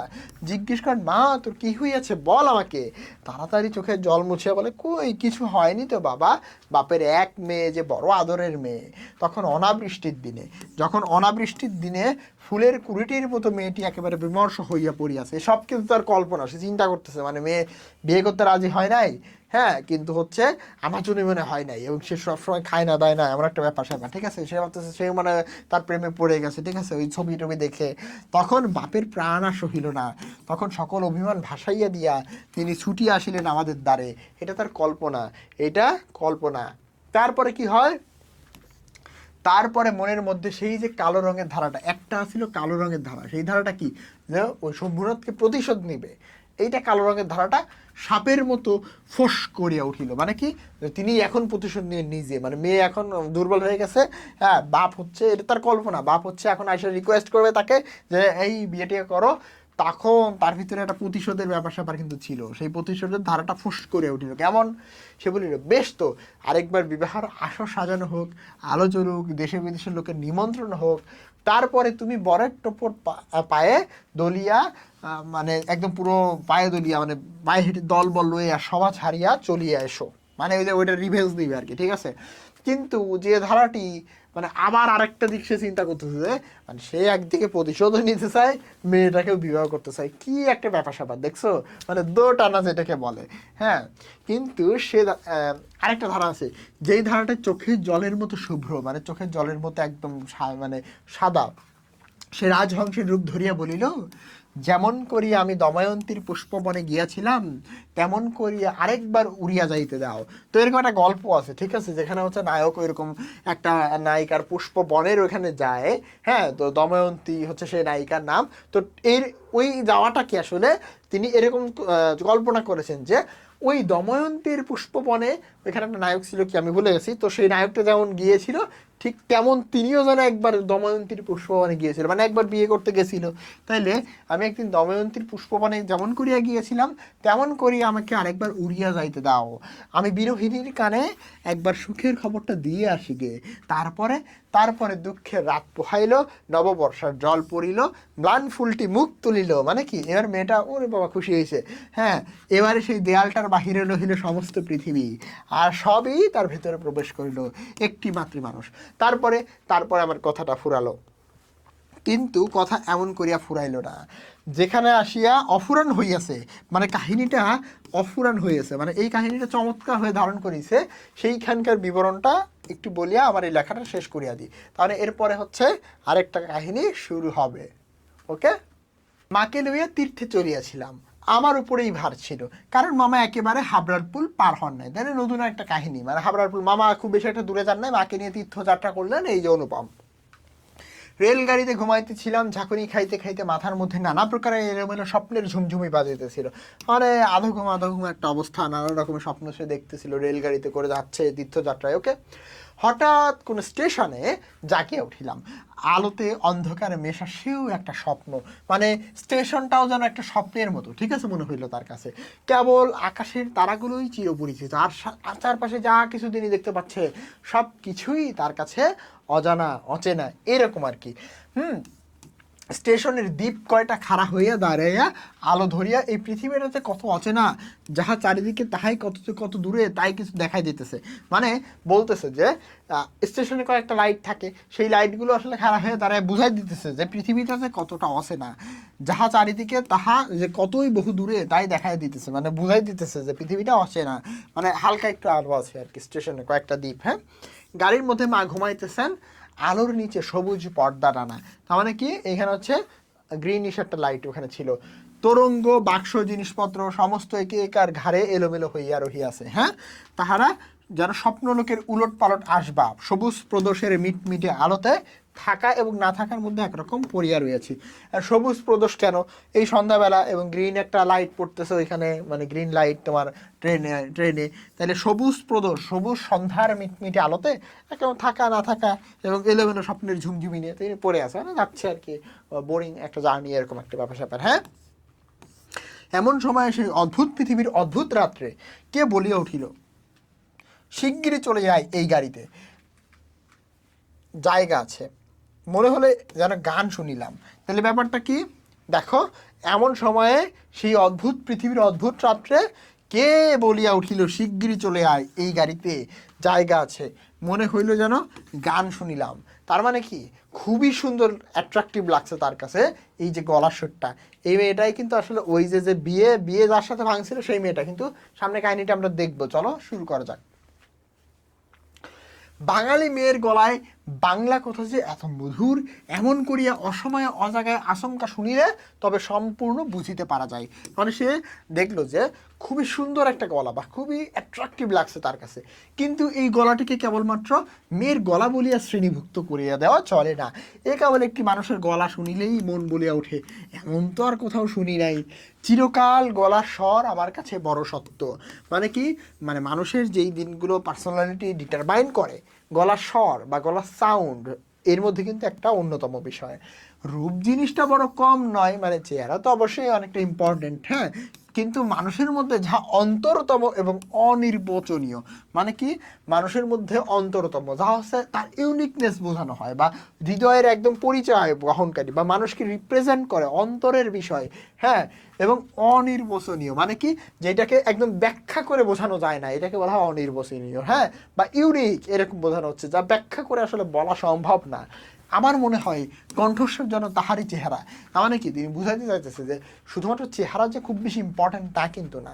একজন মানুষের ব্যক্তিত্ব কিন্তু আসলে তার কণ্ঠস্বরের মধ্যে দিয়ে প্রকাশ পেতে পারে, মানে অনেকভাবে প্রকাশ পায়, কণ্ঠস্বর কিন্তু তার মধ্যে একটা অন্যতম, এবং মানুষের একদম ইনার একটা ইমেজ কিন্তু কণ্ঠস্বর তৈরি করে দিতে পারে। সো কণ্ঠস্বর কিন্তু অনেক ইম্পর্ট্যান্ট একটা বিষয়, এইটাই আর কি। আমি তাড়াতাড়ি গাড়ি জানালা খুলিয়া বাহিরে মুখ বাড়াইয়া দিলাম, কিছুই দেখিলাম না। মানে দেখি তো এত সুন্দর গলা কার। প্ল্যাটফর্মের অন্ধকারে দাঁড়াইয়া গার্ড তার এক চক্ষু লণ্ঠন নাড়িয়া দিল। মানে এরকম মনে করো একটা বাক্স টাইপের, চারিদিকে এরকম বন্ধ, ঠিক আছে, শুধু এই একটা দিক খোলা, ঠিক আছে, মনে করো এই একটা বাক্স, হ্যাঁ, এই সবগুলো এইদিকে সব অন্ধকার, শুধু একদিকে খোলা, একটা গ্রিন সিগন্যাল দেয় যাতে করে হচ্ছে তোমার এই লণ্ঠনটা কী করে, তোমার জাস্ট হচ্ছে সিগন্যাল দেয় এবং ট্রেনটা এগিয়ে যায়। তাহলে দিল এবং গাড়ি চলিল। আমি জানালার ধারে বসিয়া রহিলাম। আমার চোখের সামনে কোনো মূর্তি ছিল না, মানে কি কোনো অবয়ব, কোনো চেহারা সে দেখে নাই, শুধু তার মধ্যে একটা ভালোবাসা লাগছে কি শুনে, গলার সাউন্ড শুনে। ক্লিয়ার? হৃদয়ের মধ্যে আমি হৃদয়ের আরেকটি রূপ দেখিতে লাগিলাম। সে যেন তারাময়ী রাত্রির মতো আবৃত করিয়া ধরে, কিন্তু তাকে ধরিতে পারা যায় না। মানে কি, গলার সাউন্ডটা হচ্ছে তারাময়ী রাত্রির মতো, সে যেন এই তারাময়ী রাত্রির মতো আবৃত করিয়া ধরে, কিন্তু তাহাকে ধরিতে পারা যায় না। ব্যাপারটা কেমন, এই গলার স্বরটা যেন এই রাতের মতো, হ্যাঁ, রাতের মতো, তারাময়ী যে হালকা রাত, এই রাতটাই, এই রাতটা সর্বত্রই আছে, হ্যাঁ, সর্বত্রই আমরা অনুভব করতে পারতেছি, তাকে ধরতেও পারতেছি না, শুইতেও পারতেছি না, দেখতেও পারতেছি না। এই গলার স্বরটাও কিন্তু এমন যেন একদম আমাদেরকে আকৃষ্ট করে দিচ্ছে, কিন্তু তাকে আমরা দেখতে পাচ্ছি না। এবং তারাময়ী যে রাত, সেটাকেও আমরা দেখতে পাচ্ছি না। কত সুন্দর লেখা। তাহলে তারাময়ী রাতের মতো যেন সমস্ত কিছুকে যেমন অন্ধকারটা আবৃত করে রেখেছে, তেমনই যেন এই গলার স্বরটা সমস্ত জগৎটাকে আবৃত করে রেখেছে। এত সুন্দর যে গলা, হ্যাঁ, ওগো সুর, অচেনা কণ্ঠের সুর, এক নিমিষে তুমি আমার চিরপরিচয়ের আসনটির উপরে আসিয়া বসিয়াছিল। চিরপরিচয়ের আসন কি? চিরপরিচয়ের আসন হচ্ছে হৃদয়। এক মুহূর্তে এই গলার সুর যেন এই যে অনুপমের হৃদয়ে ধরা দিল। ক্লিয়ার? কি আশ্চর্য পরিপূর্ণ তুমি, চঞ্চলকালের ক্ষুদ্র হৃদয়ের উপরে ফুলটির মতো ফুটিয়াছিল। কি আশ্চর্য পরিপূর্ণ তুমি, তুমি চঞ্চলকালের ক্ষুদ্র হৃদয়ের উপরে ফুলটির মতো ফুটিয়াছিল। এইখানে চঞ্চলকালের ক্ষুদ্র হৃদয়কে অনুপমের হৃদয়, যেটা কিনা নারী রূপের মরিচিকা দেখিতেছিল, নবযৌবনে পদার্পণ করিয়াছে। নবযৌবন বলা যাবে না, তবে যৌবন কাল আর কি। চঞ্চলকালের ক্ষুদ্র হৃদয়, হ্যাঁ, মানে প্রেম চাই এমন একটা হৃদয়, তার উপরে ফুলটির মতো ফুটেছ, হ্যাঁ, নিজের হৃদয়ের কথা বলতেছে। অথচ ঢেউ লাগিয়ে একটি পাপড়িও টলে নাই, অপরিমেয় কোমলতায় একটুও দাগ পড়ে নাই। তার মানে বলতেছে যে ক্ষুদ্র হৃদয়ের উপরে তুমি ফুলের মতো ফুটিয়াছ, এবং সেটা খুবই শান্ত, স্নিগ্ধ। এটাই কিন্তু বোঝানো হয়েছে, যে গলার স্বরটার কথা বোঝানো হচ্ছে, হ্যাঁ, যে গলার স্বর তার পুরো হার্টকে দখল করে নিছে। ঠিক আছে? গাড়ি লোহার মৃদঙ্গে তাল দিতে দিতে চলিল। আমি মনের মধ্যে গান শুনিতে শুনিতে চলিলাম। তাহার একটি মাত্র ধোঁয়া, ধোঁয়া বলতে বলা হয় যে একটা মাত্র সুর। গাড়িতে জায়গা আছে, হ্যাঁ, এটা সুর, গাড়িতে জায়গা আছে। আছে কি জায়গা, আছে কি জায়গা যে পাওয়া যায় না, কেউ যে কাউকে চেনে না, অথচ সেই না চেনাটুকু কুয়াশা মাত্র, সে একটা মায়া। সেটা ছিন্ন হইলেই সে চেনার আর অন্ত নাই। তার মানে কি, তিনি বুঝাইতে চাচ্ছে যে কেউ কাউকে চিনি না, দেখি নাই, তারপরে এটাকে তিনি মনে করেন জাস্ট এটা কিছুই না, জাস্ট একটা কুয়াশা, সেটা একটা মায়া, হ্যাঁ সেটা একটা মায়া। সেটা কি একটু যদি আমরা এটাকে ওভারকাম করে উঠতে পারি, তারপরে এমন চেনা চিনবো যে সেই চেনার আর শেষ হবে না। ওগো সুধাময় সুর, যে হৃদয়ের অপরূপ রূপ তুমি, সে কি আমার চির চেনা নয়? জায়গা আছে, শীঘ্রই আসিতে ডাকিয়াছ, শীঘ্রই আসিয়াছি, এক নিমেষও দেরি করি নাই। এই শীঘ্রই আসিতে বলিয়াছ মানে কি? মানে সে ওই যে সাউন্ডটা শুনছে যে এইখানে জায়গা আছে শীঘ্রই আয়, হ্যাঁ বাচ্চাদেরকে হয়তো বলছে, তাহলে এই জায়গাটা নেওয়ার জন্য কিন্তু তিনি আর দেরি করে নাই। তার মানে কি বলতেছে যে তুমি আমাকে ডাকছো এবং হ্যাঁ শীঘ্রই আমি আসিয়াছি, ঠিক আছে, মানে কি যে আমি কিন্তু তোমার প্রেমে পড়ে গেছি অলরেডি। মানে গলার সাউন্ড শুনে আমি এক মুহূর্ত দেরি করি নাই, নিমেষও দেরি করি নাই, এক মুহূর্তও দেরি করি নাই, আমি কিন্তু তোমার প্রেমে পড়ে গেছি। তো বুঝতে পারতেছো যে এইখানে কিন্তু এই যে একটা ভালোবাসার তৈরি আবার সৃষ্টি তৈরি হয়েছে, ঠিক আছে। রাত্রে ভালো করিয়া ঘুম হইল না, তাই প্রতি স্টেশনে একবার করিয়া মুখ বাড়াইয়া দেখিলাম, ভয় হইতে লাগিল, যাহাকে দেখা হইল না পাছে সে কি নামিয়া যায় কিনা। মানে বুঝতেছো তো কি প্রেম। আচ্ছা, পরদিন সকালে একটা বড় স্টেশনে গাড়ি বদল করিতে হইবে, মানে আর একটা গাড়িতে উঠতে হবে। আমাদের ফার্স্ট ক্লাসের টিকিট, মনে আসা ছিল ফার্স্ট ক্লাসে ভিড় হবে না।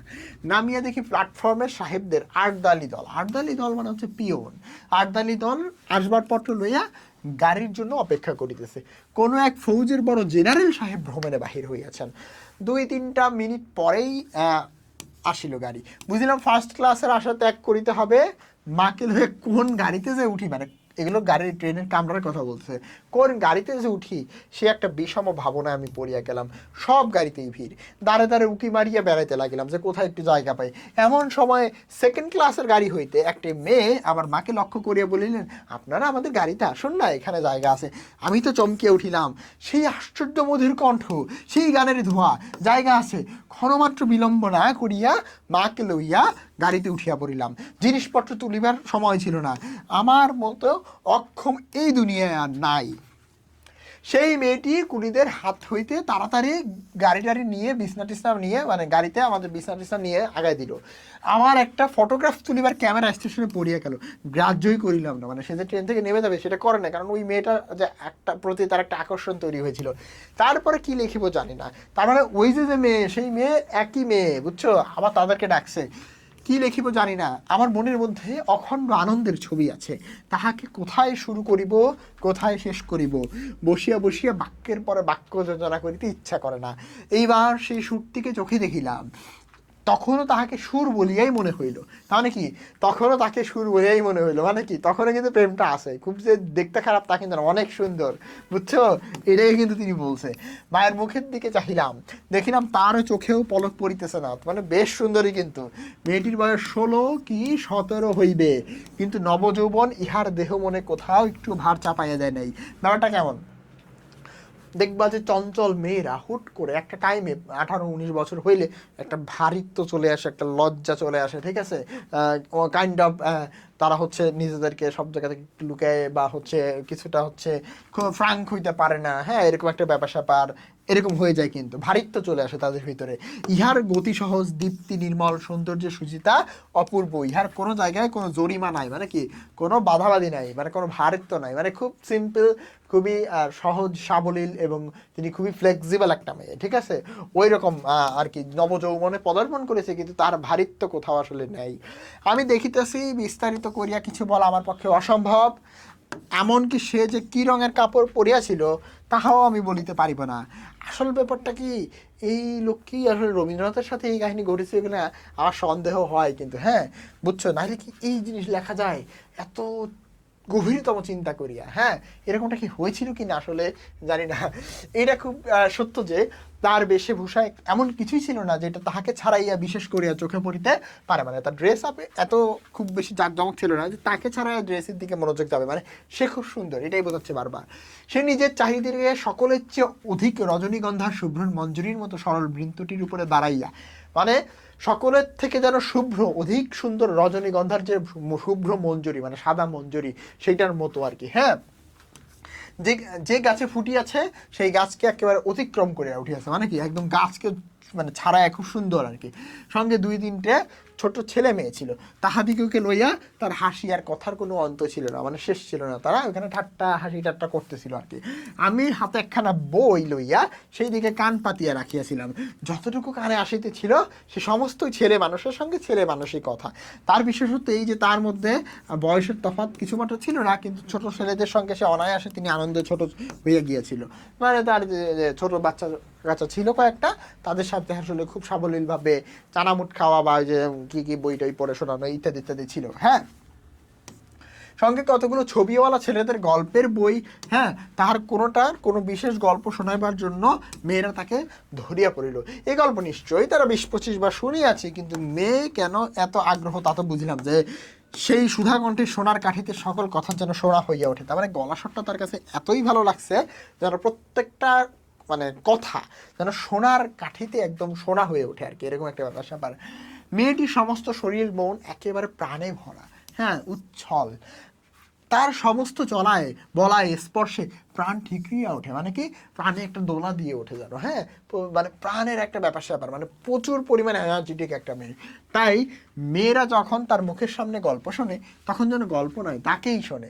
তার হৃদয়ের উপরে প্রাণের ঝর্ণা ঝরিয়া পড়ে, কি একটা ব্যাপার স্যাপার। হ্যাঁ, যারা হচ্ছে গল্প শুনতেছে তাদের হৃদয়ের উপরে কি প্রাণের ঝর্ণা ঝরিয়া পড়ে, মানে এত সুন্দর গলা যে যারা শুনতেছে শ্রোতা তাদের হৃদয়ের মধ্যে প্রাণের ঝর্ণা ঝরিয়া পড়ে। তার সেই উদ্ভাসিত প্রাণ আমার সেই দিনকার সমস্ত সূর্য কিরণকে সজীব করিয়া তুলিল। আমার মনে হইল আমাকে যে এই প্রকৃতি তাহার আকাশ দিয়া বেষ্টন করিয়াছে, এই তরুণী অক্লান্ত অম্লান প্রাণের বিশ্বব্যাপী বিস্তার। মানে বলতেছে যে এই যে চারিপাশে যে আকাশ আমাকে বেষ্টন করে আছে, এই তরুণী যেন সেই আকাশেরই বিস্তার, সেই আকাশেরই আপডেটেড ভার্সন, বা সেই আকাশেরই হচ্ছে তোমার ওয়ান কাইন্ড অফ একটা অংশ। তাহলে ওই তরুণীর অক্লান্ত অম্লান প্রাণের বিশ্বব্যাপী বিস্তার, তার মানে কি এই আকাশ যেন এই তরুণীর প্রাণের বিশ্বব্যাপী বিস্তার, এইটাই বোঝানো হচ্ছে। পরের স্টেশনে পৌঁছাইতে খাবারওয়ালাকে ডাকিয়ে সেখানে একটা চানা মুটকি নিয়া লইল, মানে কিছুটা বুট ভাজার মতো খাবার, এবং মেয়েদের সঙ্গে মিলিয়া নিতান্ত ছেলে মানুষের মতো করিয়া কল হাস্য করিতে করিতে অসংকোচে খাইতে লাগিল।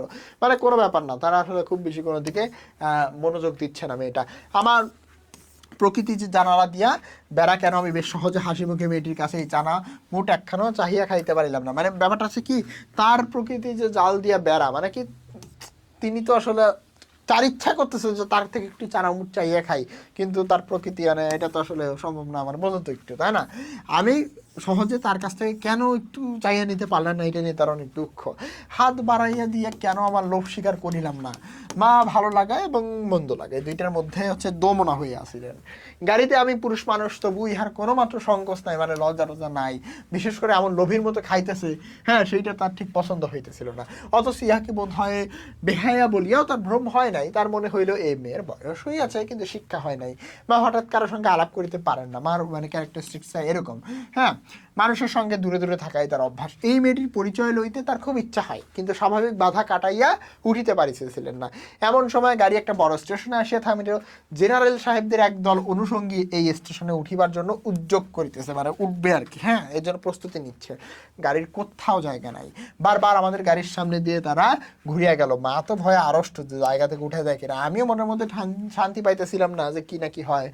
গাড়ি ছাড়িবার অল্পকাল পূর্বে একজন দেশি রেলওয়ে কর্মচারী নাম লেখা 2খানা টিকিট গাড়ির 2 বেঞ্চের শিয়রে লটকাইয়া দিয়া আমাদেরকে বলিল, মানে গেঞ্জে টানাই দিয়ে বললো, এই 2 বেঞ্চ আগে হইতেই 2 সাহেব রিজার্ভ করিয়াছেন, আপনাদেরকে অন্য গাড়িতে যাইতে হবে। আমি তো তাড়াতাড়ি ব্যস্ত হইয়া উঠিলাম। মেয়েটি হিন্দিতে বলিল, না, আমরা গাড়ি ছাড়িব না। সেই লোকটি রক্ষ করে বলিল, না ছাড়িয়া উপায় নাই। কিন্তু মেয়েটি চলিষ্ণুতার কোনো লক্ষ্য না দেখে, মানে কি চলিষ্ণুতা মানে মেয়েটা উঠে যাবে এমন কোনো লক্ষ্য না দেখে সে ইংরেজি স্টেশন মাস্টারকে ডাকে আনিল। সে আসিয়া আমাদেরকে বলিল, আমি দুঃখিত, কিন্তু শুনিয়া কুলি কুলি বলিয়া আমি ডাক ছাড়িতে লাগিলাম। মেয়েটি উঠিয়া 2 চক্ষে অগ্নি বর্ষণ করিয়া বলিল, না, আপনি যাইতে পারিবেন না, যেমন আছেন তেমনই বসিয়ে থাকুন। বলিয়া সে দ্বারের কাছে দাঁড়াইয়া স্টেশন মাস্টারকে ইংরেজি ভাষায় বলিল, এই গাড়ি আগে হইতে রিজার্ভ করা, এই কথা মিথ্যা কথা। বলিয়া নাম লেখা টিকিট 2খানা খুলিয়া প্ল্যাটফর্মের দিকে তিনি ছুড়িয়ে ফেলে দিল। মানে কি মেয়ের কিন্তু একটা বোল্ডনেস আছে। ইতিমধ্যে আটধালি সমেত ইউনিফর্ম পরা সাহেব দ্বারের কাছে আসিয়া দাঁড়িয়েছেন, মানে কি পিয়ন টিয়ন সহ ইউনিফর্ম পরা যে সাহেব তিনি দ্বারের কাছে আসিয়া দাঁড়িয়েছেন। গাড়িতে সে তার আসবাব উঠাইবার জন্য আটদালিকে প্রথমে ইশারা করিয়াছেন, মালটাল উঠাও, হ্যাঁ, পিয়নকে। তারপরে মেয়েটির মুখের দিকে তাকাইয়া তার কথা শুনিয়া ভাব দেখিয়া স্টেশন মাস্টারকে স্পর্শ করিল, মানে আচ্ছা থামো, তাকে আড়ালে কি যেন একটা কথা হইলো তাদের দুজনের মধ্যে, স্টেশন মাস্টার এবং ওই যে ফৌজ। দেখা গেল গাড়ি ছাড়িবার সময় অতীত হইলেও, মানে গাড়ি ছাড়িবার সময় ত্যাগ হইলেও আরেকটা গাড়ি জুড়লো, তারপরে ট্রেন ছাড়লো। মেয়েটি তার দলবল লইয়া আবার এক পটন চানামুট খাইতে খাইতে শুরু করিল। আমি লজ্জায় জানলায় মুখ বাহির করিয়া প্রকৃতি শোভা দেখিতে লাগিল। তাও নাকি মেয়েটা এখানে একটা হিরোইক ব্যাপার স্যাপার দেখাইছে, হ্যাঁ হিরোইজম দেখাইছে। অন্য আধার ছেলে তো আসলে মানে বুঝতেই পারতেছো একটা ব্যক্তিত্বহীন পরিচয় এখানে ফুটে উঠছে আর কি। কানপুরে গাড়ি আসে থামিল। মেয়েটি জিনিসপত্র বাঁধিয়া প্রস্তুত। স্টেশনে একটি হিন্দুস্তানি চাকর ছুটিয়া আসিয়া ইহাদিগকে নামাইবার উদ্যোগ করিল। হ্যাঁ একটা চাকর নামাই দিবে। তো কানপুরে আসছিল, মানে কানপুর মানে ওই যে এইখানে যেখানে হচ্ছে তোমার ছেলে বিয়ে করতে আসছিল ওইটাই কিন্তু। মা তখন আর থাকিতে পারে না, তখন জিজ্ঞেস করলাম তোমার নাম কি মা? মেয়েটি বলিল আমার নাম কল্যাণী। শুনিয়া মা এবং আমি দুইজনেই চমকিয়া উঠিলাম। তোমার বাবা আমার তিনি এখানকার ডাক্তার, তার নাম শম্ভুনাথ সেন, মানে ওই যে শ্বশুর। তারপরেই সবাই নামিয়ে গেল। ব্যাপারটা বুঝতেছো তো, এরা বুঝতে পারছে যে ওই মেয়েই সেই মেয়ে। মামার নিষেধ অমান্য করিয়া মাতৃ একটা ঠেলিয়া তারপরে আমি কানপুরে আসিয়াছি। তাও নাকি এখন আর কিন্তু ওই পরিবারের পুতুল না। কল্যাণীর বাপ এবং কল্যাণীর সঙ্গে দেখা হইয়াছে, হাত জোর করিয়াছি, মাথা হেট করিয়াছি, সম্পূর্ণবাবুর হৃদয়ে গলিয়াছে। কল্যাণী বলে আমি বিবাহ করিব না। আমি জিজ্ঞেস করলাম কেন? সে বলিল মাতৃ আজ্ঞা। কিশোর মনাস এই পক্ষেও কি মাতুল আছে নাকি, মানে কি মায়ের পক্ষ আছে নাকি? তারপরে বুঝলাম মাতৃভূমি আছে। সে বিবাহ ভাঙার পর হইতেই কল্যাণী মেয়েদের শিক্ষার ব্রত গ্রহণ করিয়াছে। তার মানে বুঝতে পারতেছো তো কোন মাতৃ আজ্ঞা? এটা হচ্ছে দেশ মাতৃর আজ্ঞা, যারা শিক্ষা এর ব্রত তিনি গ্রহণ করেছেন এবং মেয়েদেরকে শিক্ষিত করতে হবে, এইটা হচ্ছে দেশ মাতার আজ্ঞা, তার নিজের দায়িত্ববোধ। তো কল্যাণী আসলে কতটা স্ট্রং একটা চরিত্র এখানে বুঝতেই পারতেছো। কিন্তু আমি আর আশা ছাড়িতে পারিলাম না। সেই সুরটি যে আমার হৃদয়ের মধ্যে আজও বাজিতেছে, সে যেন কোনো ওপারের বাঁশি আমার সংসারের বাহির হইতে আসিল, সমস্ত সংসারের বাহিরে ডাক দিল। আর সেই রাত্রির অন্ধকারের মধ্যে আমার কানে আসিয়াছিল জায়গা আছে, সে আমার চিরজীবনের গানের ধোয়া হইয়া রহিল। তখন আমার বয়স ছিল 23 আর এখন হইয়াছে 27।